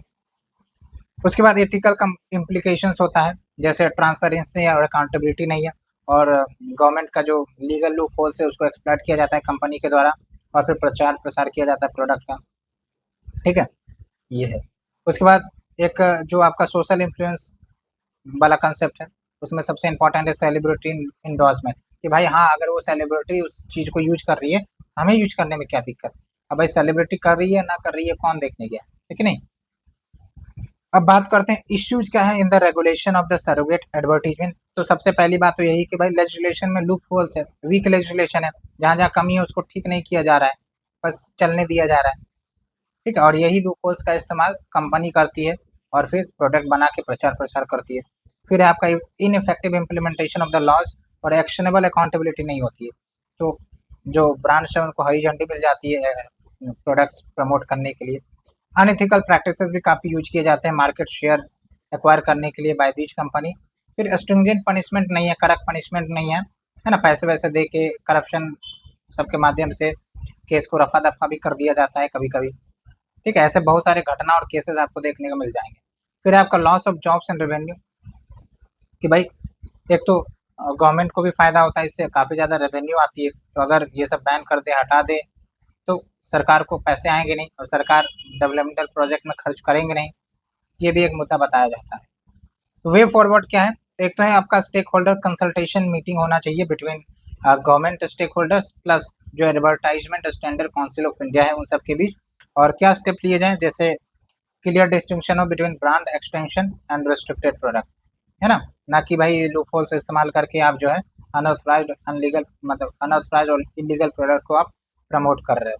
और डायरेक्ट या इनडायरेक्ट रेफरेंस नहीं होना चाहिए प्रोहिबिटेड प्रोडक्ट का, जैसे आप देखते हैं कभी कभी मूवी में जो प्रोहिबिटेड प्रोडक्ट होते हैं उसका भी दिखावा हो जाता है। अब इस चीज़ को समझिए कि कुछ कुछ राज्य में शराब बैन है, लेकिन जो मूवी चलती है वहाँ पर फिर भी शराब को दिखाई जाएंगे उस मूवी सीन में, तो ये क्या हो गया, एक प्रकार से इनडायरेक्ट एडवर्टीजमेंट हो गया ना। उसके बाद जो करंट रेगुलेशंस है उसको और मजबूत करिए और लूपहोल्स को बंद करिए, ठीक है। जैसे एग्जांपल जो सरोगेट एडवर्टाइजमेंट है उसको एक्सप्लिसिटली बैन करने की ज़रूरत है, और डिजिटल मीडिया रेगुलेशंस भी करने की ज़रूरत है, अकाउंटेबिलिटी इंश्योर करने की ज़रूरत है। उसके बाद रेगुलेटरी इंसाइट होते रहना चाहिए कंटिन्यूस लेवल पर, इंटरवल पर, और पब्लिक अवेयरनेस एंड एजुकेशन। ये बात बोल तो दी जाती है, बहुत सस्ता बात है ये, पब्लिक अवेयरनेस एंड एजुकेशन, कि भाई बस पब्लिक अवेयरनेस, लेकिन कितना ही अवेयर हो जाते हैं पब्लिक, कुछ भी नहीं। जिनका आदत है वो जल्दी छूटता है क्या, ठीक है। तो ये बेसिक जो चाइल्डहुड है ना, वहाँ से आपका चीज़ें सुधरेंगी। अगर उनके ऊपर थोड़ा सा स्पिरिचुअल अवेयरनेस हो जाए तो वो चीज़ें खुद छूट जाएंगी। अब जो मार्केट के प्रभाव में इतना ज़्यादा फंसा पड़ा है, तो भाई मार्केट की चीज़ों को ही तो एंजॉय करेगा ना, मार्केट में जो अच्छा चल रहा है अच्छा लग रहा है दुनिया को वो उसे यूज करेगा। तो ये है पूरा आपका टॉपिक सरोगेट एडवर्टीजमेंट के ऊपर। 1 घंटे से ऊपर हो गया है फ्रेंड्स, अगर आपको थोड़ा सा पेशेंस में कमी हो रही है तो आप वीडियो पॉज कर सकते हैं, पॉज करके आप थोड़ा सा पानी वानी पीजिए, फ्रेश हो जाइए और फिर से आप इसे रिज्यूम करिए, क्योंकि ये मेंस रिलेटेड कंटेंट है तो आपको अभी से ही तैयार करके जाना पड़ेगा, है ना। आप बात पर भरोसा नहीं कर सकते, इसलिए हमने करंट अफेयर्स को भी पढ़ाने का इनिशिएटिव लिया था। For you guys. Okay, video अच्छी लग रही है, लाइक शेयर सब्सक्राइब करना बिल्कुल ना भूले। और हम फिर अभी जो भी आज पॉलिटिकल सेक्शन कवर करेंगे, चाहे 1 घंटा हो जाए 2 घंटा हो जाए, आपको टेंशन नहीं लेना है, ठीक है। एक बात और, आप इस सरोगेट एडवर्टीजमेंट को आप एनवायरनमेंट से भी जोड़ सकते हैं, क्योंकि ये जब एडवर्टीजमेंट की जाती है तो इन सब प्रोडक्ट्स का प्रोडक्शन और ज़्यादा बढ़ता है, डिमांड बढ़ता है, तो ऐसे इन्वायरमेंट का पर भी नुकसान होता है, इन्वायरमेंटल एक्सप्लॉयटेशन होता है, ठीक है। ये ध्यान रखना है, जिसको हम कहते हैं एक्सटर्नलिटीज, निगेटिव एक्सटर्नलिटी, ठीक है। यानी कि नुकसान देते हैं उस पर जो कंज्यूम कर रहा है और उस पर भी जो कंज्यूम नहीं कर रहा है, ठीक है, दोनों पर। And the cigarette is best example, even alcohol is also example, क्योंकि शराब पी लेता है पति, अब घर पे आता है तो पता चला लड़ाई झगड़ा, डोमेस्टिक वायलेंस कर रहा है, तो वो निगेटिवली फैमिली को प्रभावित करता है। चलिए अब चलते हैं next article, uniform civil code. अब ये काफ़ी ज़्यादा मुद्दा चर्चा में रहा, और ये लगभग लगभग मान के चलिए जब इलेक्शन नज़दीक आता है तो मुद्दा चर्चा में आ जाता है, ठीक है। इससे पहले 2019 में ये चर्चा में रहा था, और इलेक्शन ख़त्म होने के बाद फिर देखिए मुद्दा अब उतना चर्चा में नहीं है, ठीक है। हालांकि जो प्रेजेंट गवर्नमेंट है उनका काफ़ी मंशा है कि इस यूनिफॉर्म सिविल कोड को जल्द से जल्द लागू किया जाए, इस सेकुलर सिविल कोड को जल्द से जल्द लागू किया जाए, ठीक है। तो बात करते हैं क्या है यूनिफॉर्म सिविल कोड। देखिए, इसको समझने के लिए आपको ये समझना है, वैसे तो आप जानते ही है कि हमारे देश में विभिन्न धर्म है ना, ट्राइब्स रहते हैं, उनके अपने रिलीजियस कस्टम्स हैं, कल्चर्स हैं, ठीक है। अब क्या है कि हर धर्म के लिए अपना शादी, तलाक, इनहेरिटेंस का नियम कानून होता है। तो मुस्लिम समुदाय है तो उनके लिए अपना तलाक का नियम है, शादी का नियम है, हिंदू के लिए अपना है। तो यूनिफॉर्म सिविल कोड क्या करना चाहती है कि भाई ये जो अलग अलग नियम है ना, इसको हटाओ, एक कॉमन नियम लेकर आओ, चाहे हिंदू हो, मुस्लिम हो, चाहे कोई धर्म हो जो भारत में रहते हैं, एक आपका यूनिफॉर्म सिविल कोड होना चाहिए। तो चाहे मैरिज की बात हो जाए तो हिंदू मुस्लिम कोई भी कम्युनिटी हो, सेम प्रोविजंस लागू हो, इनहेरिटेंस के लिए सेम प्रोविजंस लागू हो, ठीक है। तो ये है आपका यूनिफॉर्म सिविल कोड। और प्रधानमंत्री मोदी ने जो 15 अगस्त है हमारा इंडिपेंडेंस डे, उसमें साफ साफ बोला था कि यूनिफॉर्म सिविल कोड लाने की ज़रूरत है, सेकुलर सिविल कोड लाने की ज़रूरत है in the place of current religion based communal civil code, ठीक है। तो कॉमनल सिविल कोड की जगह पर सेकुलर सिविल कोड लाने की बात की जा रही थी, तो हमने आपको बता दिया ये आपका यूनिफॉर्म सिविल कोड। और करंट स्टेटस ध्यान रखना है आपको कि जो अभी भारतीय है वो अपने अपने रेस्पेक्टिव रिलीजियस लॉ से गवर्न होते हैं, और गोवा में आपका पहला राज्य है जहां पर यूनिफॉर्म सिविल कोड लागू है in the name of Portuguese civil code 1867। और 2024 में उत्तराखंड ने भी यूनिफॉर्म सिविल कोड को अडॉप्ट किया है। लेकिन एक इम्पॉर्टेंट बात है, भले ही प्रेजेंट गवर्नमेंट फोकस कर रही है यूनिफॉर्म सिविल कोड की तरफ, लेकिन 21st लॉ कमीशन जो 2018 में गठित किया गया था, उसमें ये बोला गया कि भाई ये यूनिफॉर्म सिविल कोड जो है ना, ये नेसेसरी नहीं है और डिजरेबल भी नहीं है अभी के समय में, बल्कि होना ये चाहिए कि जो भी फैमिली लॉज है डिफरेंट रिलीजन के, उसमें कुछ रिफॉर्म कर दिए जाए ताकि वो जेंडर जस्टिस हो जाए। अभी होता यही है कि भाई अब मुस्लिम कम्युनिटी में आप देखेंगे तो देयर इज ए पॉलीगॉमी आपका है ना, एक पति के मोर देन वन वाइफ हो सकते हैं, ऐसा कंसेप्ट है, ठीक है। तो कहीं ना कहीं ये जेंडर जस्टिस को प्रभावित करती है। तो आखिरकार अब दो ही मुद्दा निकल कर आता है कि यूनिफॉर्म सिविल कोड की ज़रूरत क्या है, और अगर ये लागू होगी तो क्या दिक्कत आ सकती है। पहली बात तो ये कि जो कॉन्स्टिट्यूशनल ड्यूटी है उसको फुलफिल किया जा सकता है। आर्टिकल 44 जो हमारा डीपीएसपी का है, वो खुद यूनिफॉर्म सिविल कोड को लागू करने की बात करता है, और इससे आपका बेनिफिट ये होगा कि जेंडर जस्टिस आएगी, नेशनल इंटीग्रेशन होगा, इक्वलिटी होगी, विच टॉक्स अंडर आर्टिकल 14। उसके बाद जो सेकुलर स्टेट का प्रिंसिपल है वो भी अपहोल्ड होगा, जो हमारे प्रीएम्बल में सेकुलर स्टेट की बात की गई है वो भी अपहोल्ड होगा। हालांकि अभी भी हमारा देश सेकुलर स्टेट ही है, ऐसा कोई बात है नहीं कि ये नियम आएगा तभी हमारा सेकुलर होगा। We are already a secular state since the time of our independence and the formation of the constitution. Okay, उसके बाद जो कंटेम्प्रोरी सोसाइटी है उसके नीड्स को भी फुलफिल किया जा सकता है यूनिफॉर्म सिविल कोड के माध्यम से। जैसे अभी देखिए पॉलीगमी लीगल है as per the Muslim personal law, लेकिन अगर देखा जाए संविधान के पर्सपेक्टिव से तो भाई महिलाओं के खिलाफ ये चला जाता है, तो इसको डिस्कार्ड किया जा सकता है। उसके बाद इंटरनेशनल ऑब्लिगेशंस भी फुलफिल हो जाएंगे क्योंकि हमारे नेशन जो है different international agreements convention sign किए हुए हैं। ह्यूमन राइट्स हो गया, ठीक है, वुमेन राइट्स को लेकर कुछ कन्वेंशन होगा, तो कम से कम अगर हम यूसीसी को लाते हैं तो वो इंटरनेशनल ऑब्लिगेशन फुलफिल हो जाएंगे। फिर सिंप्लीफिकेशन ऑफ लॉ होगा, और जो कोर्ट कचहरी में ज़्यादा समय लग जाते हैं, इनएफिशिएंसी आ जाती है, तो वो सब दूर हो सकेंगे। फिर मॉडर्न टाइम्स के अनुसार हमें अडॉप्ट करने की ज़रूरत है नए चेंजेज को, ठीक है, सो दैट इंक्लूसिविटी प्रमोट हो, इंडिविजुअल फ्रीडम प्रमोट हो। अब बात करते हैं सुप्रीम कोर्ट का क्या जजमेंट है यूनिफॉर्म सिविल कोड के ऊपर। तो आप देखिए, एक रेफरेंस तो हमेशा आपको देना रहता है कि जो अहमद खान वर्सेस शाहबानो केस है 1985 का, इसमें जेंडर जस्टिस पर बात कही गई थी और ये बोला गया था कि भाई पर्सनल लॉ जो है उसमें यूनिफॉर्मिटी आनी चाहिए, यानी कि इनडायरेक्टली यूनिफॉर्म सिविल कोड की बात सुप्रीम कोर्ट ने कह डाली थी, ठीक है। उसके बाद आप देखिए Sarla Mudgal versus union of India and others case 1995, इसमें वही है, पर्सनल लॉ को रिफॉर्म करने की बात कही गई थी तो प्रिवेंट मिसयूज, ठीक है। तो ये सब कुछ जजमेंट आपको ध्यान रखने हैं। उसके बाद 2017 में सारिया Bano versus union of India case आया था, जिसमें जो तलाक इबादत है उसको अलग थलग किया गया था, ये बोलकर कि भाई ये सब जो है ना आर्बिट्री प्रैक्टिस है, मतलब संविधान के अनुकूल नहीं है। उसके बाद आती है बात इश्यूज क्या है related to the implementation of uniform civil code.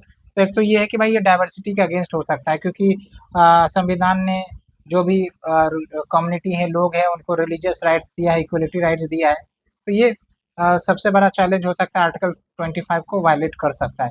उसके बाद कंसेंसस भी नहीं बन पाते हैं among the all the communities, और इससे सोशल अनरेस्ट भी बढ़ सकता है, and it can be against the cooperative federalism, क्योंकि आप समझिए डाइवर्स मैरिज ये सब जो है ना आपका स्टेट लिस्ट में आता है, ठीक है। तो it can lead to interference in the state list, okay. तो इसलिए वे फॉरवर्ड क्या है, अगर आपको यूसीसी इम्प्लीमेंट करना है तो सबसे पहले कंसेंसस बनाना पड़ेगा, क्योंकि ये सोशल मुद्दा है और काफ़ी सेंसिटिव मुद्दा है। अगर कंसेंसस नहीं बना विद इन द कम्युनिटीज तो फिर ये लागू नहीं हो पाएगा, सोशल अनरेस्ट जैसी समस्या आ सकती है। साथ के साथ ये भी देखना पड़ेगा कि अगर ये लागू होता है तो सोशियो इकोनॉमिक इम्पैक्ट क्या होगा, लॉन्ग टर्म इम्पैक्ट क्या होगा। एजुकेशन एंड अवेयरनेस तो करवाने की ज़रूरत है ही। उसके बाद जो पर्सनल लॉज है उसको कॉडिफिकेशन करवा दिया जाए, जो भी जितने भी, चाहे हिंदू कम्युनिटी हो, मुस्लिम हो, हिंदू का तो कॉडिफाइड है, मुस्लिम कम्युनिटी का नहीं है, तो और भी अन्य धर्म के जो भी पर्सनल लॉज है उसको कम से कम कोडिफाई तो कर दिया जाए, ओके। तो ये है पूरा आपका यूनिफॉर्म सिविल कोड का मुद्दा। आर्टिकल 14, आर्टिकल 44 याद रखना है, that talks about the uniform civil code, ठीक है, ये आपका प्रेम से पूछा जा सकता है। चलते हैं हम अगले आर्टिकल की तरफ, लेजिस्लेटिव इम्पैक्ट असेसमेंट। अब इसको थोड़ा सा समझेंगे लेकिन कुछ एग्जाम्पल के साथ। आपने इन्वायरमेंट इम्पैक्ट असेसमेंट का नाम सुना, उसमें क्या होता है कि भाई कोई पार्टिकुलर एरिया, वहाँ पर अगर हम प्रोजेक्ट लगा रहे हैं, ठीक है, जो वहाँ के इन्वायरमेंट को प्रभावित कर सकती है निगेटिव वे में, चाहे पॉल्यूशन हो, वहाँ की बायोडाइवर्सिटी का लॉस हो, तो पहले तो मॉनिटर कर लो कि कितना नुकसान होगा। अगर ज़्यादा नुकसान है तो फिर भाई वहाँ पर प्रोजेक्ट नहीं लागू होगा। अगर बैलेंस कर सकते हैं तो फिर हम कुछ इनिशिएटिव से लेकर वो जो इम्पैक्ट होगा उसको बैलेंस या न्यूट्रलाइज कर सकते हैं। ये कुछ कंसेप्ट होता है इन्वायरमेंट इम्पैक्ट असेसमेंट का। हर प्रोजेक्ट के लिए नहीं होता है, जो काफ़ी ज़्यादा पॉल्यूटिंग हो सकते हैं उनके लिए मस्ट होता है। तो यहाँ पर जो आर्टिकल है वो एनवायरनमेंट इम्पैक्ट असेसमेंट पर तो नहीं है, लेकिन लेजिस्लेटिव इम्पैक्ट असेसमेंट पर है। अब नाम से पता चल रहा है कि भाई क्या है ये लेजिस्लेटिव इम्पैक्ट असेसमेंट, कि कोई भी लॉ है या एक्ट है जो स्टेट लेजिस्लेचर ने लेकर आया हो, या फिर केंद्र सरकार ने लेकर आया हो, तो आखिरकार वो कुछ इम्पैक्ट डाल भी रही है या नहीं डाल रही है। मतलब उसको रिव्यू करना, उसके इम्प्लीमेंटेशन को रिव्यू करना, मॉनिटर करना, वो पूरे फेज को लेजिस्लेटिव इम्पैक्ट असेसमेंट हम कहते हैं।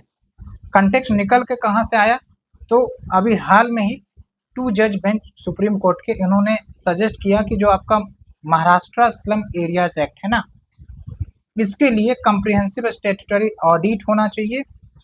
और ये भी बोला कि कोई भी लॉ है या एक्ट है, उसके इम्प्लीमेंटेशन को एसेस करना, रिव्यू करना, वो इंटीग्रल पार्ट है रूल ऑफ लॉ का। यानी कि भाई कोई भी एक्ट हो, पॉलिसीज हो, उसके इम्प्लीमेंटेशन को रिव्यू किया जा सकता है, ऑडिट किया जा सकता है। ओके, तो यहाँ से आपका कंसेप्ट आ गया लेजिस्लेटिव इम्पैक्ट असेसमेंट का, और काफ़ी अच्छा कीवर्ड है, आप मेंस में यूज कर सकते हैं। प्रोग्राम पॉलिसीज को लेकर अगर क्वेश्चन आता है कि भाई लेजिस्लेटिव इम्पैक्ट असेसमेंट कंपलसरी कर दिया जाए, ऐसे आप सजेस्ट कर सकते हैं जहाँ पर भी आपको लगे। ठीक है, तो ये पॉइंट आपको ध्यान रखना है। और थोड़ा सा हम बेसिक को समझ लेते हैं कि जो लेजिस्लेटिव इम्पैक्ट असेसमेंट, जिसको हम रेगुलेटरी इम्पैक्ट असेसमेंट कहते हैं, और इसमें हम मल्टी डायमेंशनल तरीके से एनालाइज करते हैं कि भाई कोई भी प्रपोज लेजिस्लेशन है या फिर एग्जिस्टिंग लेजिस्लेशन क्यों ना, उसके इम्पैक्ट को असेस करते हैं। और जब असेसमेंट करते हैं तो पॉजिटिव्स क्या हुए हैं, निगेटिव्स क्या हुए हैं, वो देखते हैं। तो हमें कॉस्ट बेनिफिट एनालिसिस पता चल गया, पता चला कि भाई कोई पॉजिटिव इम्पैक्ट हुआ नहीं, तो काहे को हम पैसा बर्बाद कर रहे हैं, काहे को हम इकोनॉमिक इन्वेस्टमेंट कर रहे हैं जब कोई इम्पैक्ट नहीं हो रहा है। और साथ के साथ हमारा लूपहोल्स मिल जाता है, तो फिर हम उसे ठीक कर सकते हैं, right time at right place. तो सिग्निफिकेंस क्या है आपका LIA का, तो एक तो एविडेंस बेस्ड पॉलिसी मेकिंग की भाई असेसमेंट किए, पता चला ये लूपहोल है, ये कमियां हैं, है ना। अब पता चला कि भाई करप्शन हो रहा है, पैसे ट्रांसफर टाइमली नहीं हो रहे हैं, तो कम से कम वो सब दूर किया जा सकता है। रिसोर्स ऑप्टिमाइजेशन हो सकता है based on cost benefit analysis. ठीक है, उसके बाद लेजिस्लेटिव क्वालिटी और अच्छा होगी, क्योंकि जो भी कमियां हैं पता चल जाएगी और उसको हम एडजस्ट कर सकते हैं। तो लीगल कन्फ्लिक्ट प्रिवेंट हो सकता है, एम्बिग्यूटीज प्रिवेंट हो सकता है। जैसे एग्जांपल दिया जाता है कि कभी कभी मल्टीपल ऑर्गेनाइजेशंस को एक ही चीज़ रेगुलेट करने की पावर दिख जाती है। ठीक है, जैसे ट्राई है या सेबी है, ठीक है, या कंपटीशन कमीशन ऑफ इंडिया है। कभी कभी ये देखेंगे कि जो एंटी ट्रस्ट रिलेटेड प्रोविजंस है, यानी कि कहीं कोई कंपनी अनफेयर ट्रेड प्रैक्टिसेस तो नहीं कर रहा है, तो उसको मॉनिटर करने के लिए ये सब रेगुलेटर्स होते हैं। तो पता चला ट्राई भी कर रहा है, सेबी भी कर रहा है, CCI भी कर रहा है, तो ऐसे में ओवरलैपिंग हो गया। ठीक है, तो कुछ एक्शंस नहीं ले पाते हैं फिर, तो एक कुछ और कह रहा होगा, दूसरा कुछ और कह रहा होगा, है ना। तो जो आपका LIA है, ये जुडिशरी पर भी बर्डन कम कर सकता है। ठीक है, ये पॉइंट हो गया। फिर है आपका जो डेलीगेटेड लेजिस्लेशन है, उसकी स्क्रूटनी भी हो सकती है, वेरिफिकेशन भी हो सकता है, टू मॉनिटर की वेदर जो पावर डेलीगेट किए गए हैं to the executive authority appropriate है या नहीं, वेल डिफाइन है या नहीं, अगर नहीं तो कैसे उसको डिफाइन किया जा सकता है। और इसके मदद से जो मालफिशंस है, यानी कि जानबूझकर गलती करना, और जो मिसफिशंस है, यानी कि कोई भी अगर कार्य करना है बट उसको हम इम्प्रॉपर तरीके से, इफिशिएंट तरीके से नहीं कर रहे, तो वो हो गया आपका मिसफिशंस। उसके बाद नॉन फिशंस, मतलब कानून का हम पालन ही नहीं कर रहे, है ना, ये ध्यान रखना है। उसके बाद responsive and responsible governance promote होगी। इंटरनेशनल ऑब्लिगेशंस को हम कंप्लाई कर सकेंगे, whether it is related to various international agreements, human rights, trade related. एक एग्जांपल आप ध्यान में रख सकते हैं कि 2021 में गवर्नमेंट ने merchandise exports from India scheme को रिप्लेस कर दिया था रिमिशन ऑफ ड्यूटीज और taxes in export product road tap. क्यों? क्योंकि WTO के साथ इनको कंप्लाई करना था। जो पहले वाला था वो कंप्लाई नहीं हो रहा था, बार बार WTO टोक रहा था, इसलिए कंप्लाई करने के लिए चेंजेस किए गए थे। ठीक है, लेकिन अब बात करते हैं चैलेंजेस क्या है इन इंश्योरिंग इफेक्टिव इम्प्लीमेंटेशन। तो लीगल और इंस्टीट्यूशनल चैलेंज हो सकते हैं कि भाई अगर हम लेजिस्लेटिव इम्पैक्ट असेसमेंट का कंसेप्ट लाते भी है, लेकिन लीगली बाइंडिंग नहीं है, तो फिर करवाना भी नहीं चाहेगा गवर्नमेंट। उसके बाद डेडिकेटेड इंस्टीट्यूशन नहीं है, अनलाइक कि आपका यूके है ना, जैसे यूके में जो है आपका एक डेडिकेटेड इंस्टीट्यूशन है जो इम्प्लीमेंटेशन को एनालिसिस करता है, मॉनिटर करता है भाई क्या इम्पैक्ट हुआ है। उसके बाद देखिए डाटा लिमिटेशंस भी है कि इम्पैक्ट असेसमेंट करेंगे लेकिन डाटा कलेक्शन का तरीका क्या होगा, अगर डाटा प्रॉपर कलेक्ट होकर नहीं आया तो वो भी एक दिक्कत कर सकता है। ओके, फर्दर जो कंसेप्ट है बॉन्डेड रैशनैलिटी का, इससे आपका सब ऑप्टिमल एनालिसिस आ सकता है, यानी कि जो एनालिसिस निकल कर आया वो अप टू द मार्क नहीं आएगा, उसमें भी फ्लॉड प्रोडक्शंस हो सकते हैं। लेकिन बाउंडेड रैशनैलिटी का मतलब क्या हुआ, इसको भी देख लेते हैं। ठीक है, इसमें क्या होता है कि जो डिसीजन लिए जाते हैं ह्यूमंस के द्वारा वो फुल्ली रैशनल नहीं होते हैं, यहाँ पर कुछ ना कुछ लिमिटेशंस होती है, चाहे इन्फॉर्मेशन की कमी होना, डाटा की कमी होना, या फिर टाइम जो लिया जा रहा है डिसीजन मेकिंग में ज़्यादा लिया जा रहा है, ये सब कुछ फैक्टर्स होते हैं। फिर ब्यूरोक्रेटिक इनर्शिया कि भाई ब्यूरोक्रेट्स चेंज ही नहीं होना चाहते, वो एक्टिव पार्टिसिपेशन ही नहीं करना चाहते हैं, ये भी हर्डल्स हो जाती है। उसके साथ साथ क्लोज्ड ब्यूरोक्रेटिक सिस्टम, ये भी effective coordination with various stakeholders में बाधा डालती है। तो क्या किया जा सकता है, इंस्टीट्यूशनल लेवल पर डेडिकेटेड एजेंसी हो या कमिटी हो, जस्ट लाइक कि आपका यूके में बेटर रेगुलेशन एग्जीक्यूटिव है जो इम्प्लीमेंटेशन को मॉनिटर करता है, तो चाहे वो मिनिस्ट्री ऑफ लॉ के अंतर्गत रखा जाए या फिर नीति आयोग के अंतर्गत रखा जाए, कोई फर्क नहीं पड़ेगा, बस डेडिकेटेड एजेंसी होनी चाहिए इसके लिए। ओके, और रेगुलेशन रिव्यू अथॉरिटी को भी स्टेब्लिश किया जा सकता है अंडर एवरी रेगुलेटरी अथॉरिटी या मिनिस्ट्री और department, so that regulatory impact assessment किया जा सके उस पार्टिकुलर डिपार्टमेंट के प्रोजेक्ट से रिगार्डिंग। उसके बाद legislative process reforms, next technology and data driven analysis किया जा सकता है। उसके बाद कैपेसिटी बिल्डिंग एंड ट्रेनिंग किए जा सकते हैं वेरियस ऑफिसर्स की, think tank, civil society in supplementing government capacity by providing expertise. इसमें एग्जांपल भी दिया जाता है जो national institute of public finance and policy है, ये एक इंस्टीट्यूशन है और ये गवर्नमेंट्स के साथ पार्टनर कर सकता है टू कंडक्ट स्पेशलाइज LIA, मतलब आपका लेजिस्लेटिव इम्पैक्ट असेसमेंट। तो ये जो मेजर आर्टिकल है आप देख सकते हैं 1.5 घंटे में पूरा समाप्त हुआ, थोड़ा बल्कि था और ये थोड़ा बचा है, आप थोड़ा सा इसे पढ़ लेंगे जरूर कि भाई एग्जिस्टिंग फ्रेमवर्क क्या है, प्री इनेक्टमेंट और पोस्ट इनेक्टमेंट, मतलब वो जो एक्ट है वो लागू होने से पहले क्या है फ्रेमवर्क, और अगर वो लागू हो गया तब क्या है इम्प्लीमेंट मॉनिटर करने का फ्रेमवर्क। ठीक है, तो यहाँ से आपका इनडायरेक्ट क्वेश्चन भी आ सकता है, तो थोड़ा एक बार देख लेना। अब चलते हैं न्यूज इन शॉर्ट्स, जो कि 4-5 आर्टिकल होगा, तो हम उसे डिस्कस कर लेते हैं जल्दी जल्दी। एक है आपका state of infrastructure in district court, तो ये जो है आर्टिकल ये डिस्ट्रिक्ट कोर्ट में किस इंफ्रास्ट्रक्चर की क्या इश्यूज है उसके बारे में बताता है। तो कुछ फाइंडिंग हम देख लेते हैं।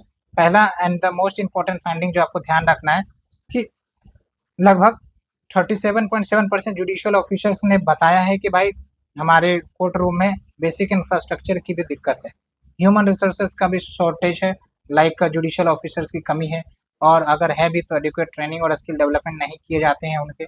डिजिटल इंफ्रास्ट्रक्चर की भी कमी है, like lack of computerisation of the offices under the DLSA, district legal service authority and taluk legal service authority और कमेटी। ठीक है, तो कुछ रिकमेंडेशंस बताए गए हैं, जैसे जो इंडिपेंडेंट IT डिपार्टमेंट होना चाहिए, equipped with latest hardware and software, और ट्रेंड मैन पावर होने चाहिए, ताकि जो हम डिजिटल दिशा में चल रहे हैं, डिजिटल जुडिशरी की तरफ चल रहे हैं, तो वो हम फुलफिल कर सके।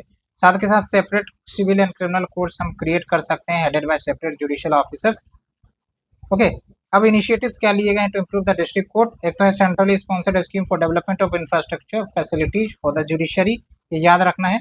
और एक आप ये ध्यान रख सकते हैं national mission for judiciary delivery and legal reform. उसके बाद ई कोर्ट मिशन है, जहाँ पर आपका जो ई सुविधाएं हैं वो कोर्ट के माध्यम से देने का प्रयास किया जा रहा है। ठीक है, under to the district and subordinate courts via computerisation. उसके बाद एंटीसिपेटरी बेल अंडर SC/ST। आपको ये मेन कंटेक्स्ट नहीं ध्यान रखना है, आपको ये देखना है एंटीसिपेटरी बेल क्या होते हैं। तो समझिए, जब कोई व्यक्ति अरेस्ट होने वाला होता है, ठीक है, तो व्यक्ति को लग रहा है कि भाई अब हमें अरेस्ट कर लेगा, तो भाई उससे पहले वो बेल के लिए रिक्वेस्ट डाल देते हैं। तो अरेस्ट होने से पहले बेल के लिए रिक्वेस्ट डाल देना ताकि उनको बेल मिल जाए विदाउट अरेस्ट, उसी को हम एंटीसिपेटरी बेल कहते हैं। और ये आप देख सकते हैं डेफिनेशन दिया है, और जनरली ये आपका उन क्राइम्स के लिए होता है जो नॉन बेलेबल ऑफेंस होता है, क्योंकि बेलेबल है तो उसको तो बेल मिल ही जाएगा, नॉन बेलेबल है तो मुश्किल होता है बेल मिलना, है ना। उसके बाद देखिए section 438 of the code of civil procedure code यानी कि सीआरपीसी जो पहले था, उसमें आपका एंटीसिपेटरी बेल की बात की गई है।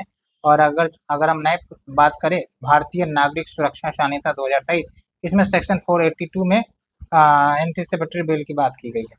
तो थोड़ा सा आपको ये याद रखना है, इस एक्ट को SC and ST prevention of atrocities act 1989, इसके तहत क्या होता है कि अगर SC ST के ऊपर अत्याचार किया जा रहा है डिफरेंट कास्ट कम्युनिटी के द्वारा, तो फिर एक्शन लिया जा सकता है, ठीक है, सो दैट जो ऑफेंसेस है उसको रोका जा सके against the member of SC ST।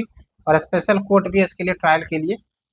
और साइलेंट फीचर आप देख सकते हैं, जो एक्यूज्ड हैं, जो दोषी हो सकते हैं, वो SC ST के मेंबर ना हो, यानी कि दूसरे कास्ट से बिलोंग करे ये, ठीक है। और कि कौन कौन से ऑफेंस को कवर किया गया है, हालांकि ज़रूरत नहीं है, लेकिन आप ध्यान रखेंगे कि ये एक्ट आपको ध्यान रखना है, ठीक है। और हाँ, ये जो आपका एक्ट है, इसमें जो पब्लिक सर्वेंट्स है उसको भी पनिशमेंट दिया जा सकता है अगर वो अपनी ड्यूटी सही से नहीं निभाते हैं, which has been mention for the protection of these community, ठीक है। उसके बाद है आपका डीलिमिटेशन कमीशन। तो कंटेक्स्ट का है, तो सुप्रीम कोर्ट ने किशोर चंद्र शंगनाल राठौड़ केस, सॉरी अगर प्रोनाउंसिएशन सही से नहीं हो पाया, तो इस केस में सुप्रीम कोर्ट ने कहा कि जो संवैधानिक कोर्ट है, जैसे सुप्रीम कोर्ट है, हाई कोर्ट है, इनको पावर है कि डीलिमिटेशन कमीशन के जो ऑर्डर्स हैं उसको रिव्यू कर सकते हैं अगर वो ऑर्डर आर्बिट्री है या फिर संवैधानिक वैल्यूज पर खरा नहीं उतरता है। जनरली हम क्या पढ़ते हैं कि भाई जो आपके डीलिमिटेशन कमीशन के ऑर्डर हैं वो आपके कोर्ट में कोर्ट उसमें इंटरफेयर नहीं कर सकती। स्पेसिफिकली ये इस पॉइंट से निकलता है, इस आर्टिकल से, article 329A of the constitution, जो कोर्ट के इंटरफेरेंस को रोकता है इन द इलेक्टोरल मैटर, ठीक है। और ये जो डीलिमिटेशन कमीशन है, ये तो इलेक्टोरल मैटर ही है ना एक प्रकार से, कि भाई डीलिमिटेशन करेंगे तो सीट्स का बंटवारा होगा लेजिस्लेचर का और लोकसभा का, ठीक है, based on the new population census, यही होता है। तो ये आपको ध्यान रखना है, ये सुप्रीम कोर्ट का जजमेंट याद रखना है, ओके। और ये आर्टिकल आपको याद रखना है। तो डीलिमिटेशन का मतलब क्या हुआ, जैसे आपका लोकसभा सीट्स आप देखते हैं या फिर स्टेट लेजिस्लेटिव सीट्स देखते हैं आप, उन पूरा सीट डिमार्केटेड है कि भाई कितने टोटल सीट्स हैं स्टेट लेजिस्लेटिव असेंबली में, ये हैं, लोकसभा में कितने हैं, लेकिन ये चेंज होते रहते हैं बिकॉज पॉपुलेशन बढ़ रहा है। तो भाई पॉपुलेशन बढ़ रहा है तो एक रिप्रेजेंटेटिव ज़्यादा पॉपुलेशन को तो रिप्रेजेंट नहीं करेगा ना, अदरवाइज जनता की समस्या कौन सुनेगा इतने सारे पॉपुलेशन की। इसलिए समय अनुसार खासकर सेंसस टू सेंसस डीलिमिटेशन किया जाता था, लेकिन उस पर रोक लगा दी गई थी 2026 तक, ठीक है। तो आपको यही ध्यान रखना है कि जो डीलिमिटेशन कमीशन है वो गठित किए जाते हैं for the delimitation of the constituency. और आर्टिकल 82 में डीलिमिटेशन कंस्टिट्यूट करने की बात करी गई है। याद रखना ये स्टेट्यूटरी बॉडी होती है डिलिमिटेशन कमीशन, कॉन्स्टिट्यूशन नहीं है। डिलिमिटेशन कमीशन इस्टेब्लिश करने की बात कही जाती है, लेकिन एक्चुअल में संविधान ने इस बॉडी को इस्टेब्लिश नहीं किया, ये कंफ्यूजन में नहीं रहना आपको, है ना। और इस बार तो डीलिमिटेशन से क्वेश्चन भी पूछा था प्रीलिम्स में। टोटल 4 बार डीलिमिटेशन हो गया है आपका, 1952, 1963, 1973 और 2002, तो ये ध्यान रखना है, ठीक है। और आप हमें बताइए जो प्रेजेंट डिलिमिटेशन हुआ है सीट्स का, चाहे लोकसभा की बात करें या फिर स्टेट लेजिस्लेचर की बात करें, तो कौन से सेंसस के आधार पर है, ये आप हमें जरूर बताएं, ओके। उसके बाद है boilers bill 2024 introduce in last Rajya Sabha, और ये उतना ज़्यादा इंपॉर्टेंट नहीं है क्योंकि अभी ये बिल है, आएगा तो देख लेंगे, और कंटेक्स्ट भी उतना इंपॉर्टेंट नहीं है, ठीक है। तो फ्रेंड्स ये है आपका पूरा पॉलिटी का सेक्शन, काफ़ी ज़्यादा आर्टिकल था इसलिए समय भी लगा, बट उम्मीद करते हैं आपको क्लैरिटी से कंसेप्ट पसंद आई होगी, समझ में आई होगी। और फिर मिलेंगे अगले नेक्स्ट लेक्चर सीरीज में, हो सकता है इन्वायरमेंट के सेक्शंस को ही डिस्कस करें अगली बार, जो आपका ओनली आईएएस का है, फिर हम विजन आईएएस को डिस्कस करेंगे ताकि आपका करंट अफेयर के साथ साथ स्टैटिक भी कवर होता चला जाए।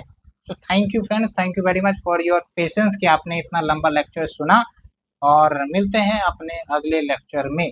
तब तक के लिए थैंक यू, बी केयरफुल, आप अपना ध्यान रखिए, ख्याल रखिए, अच्छे से खाना पीना खाते रहिए। Thank you very much.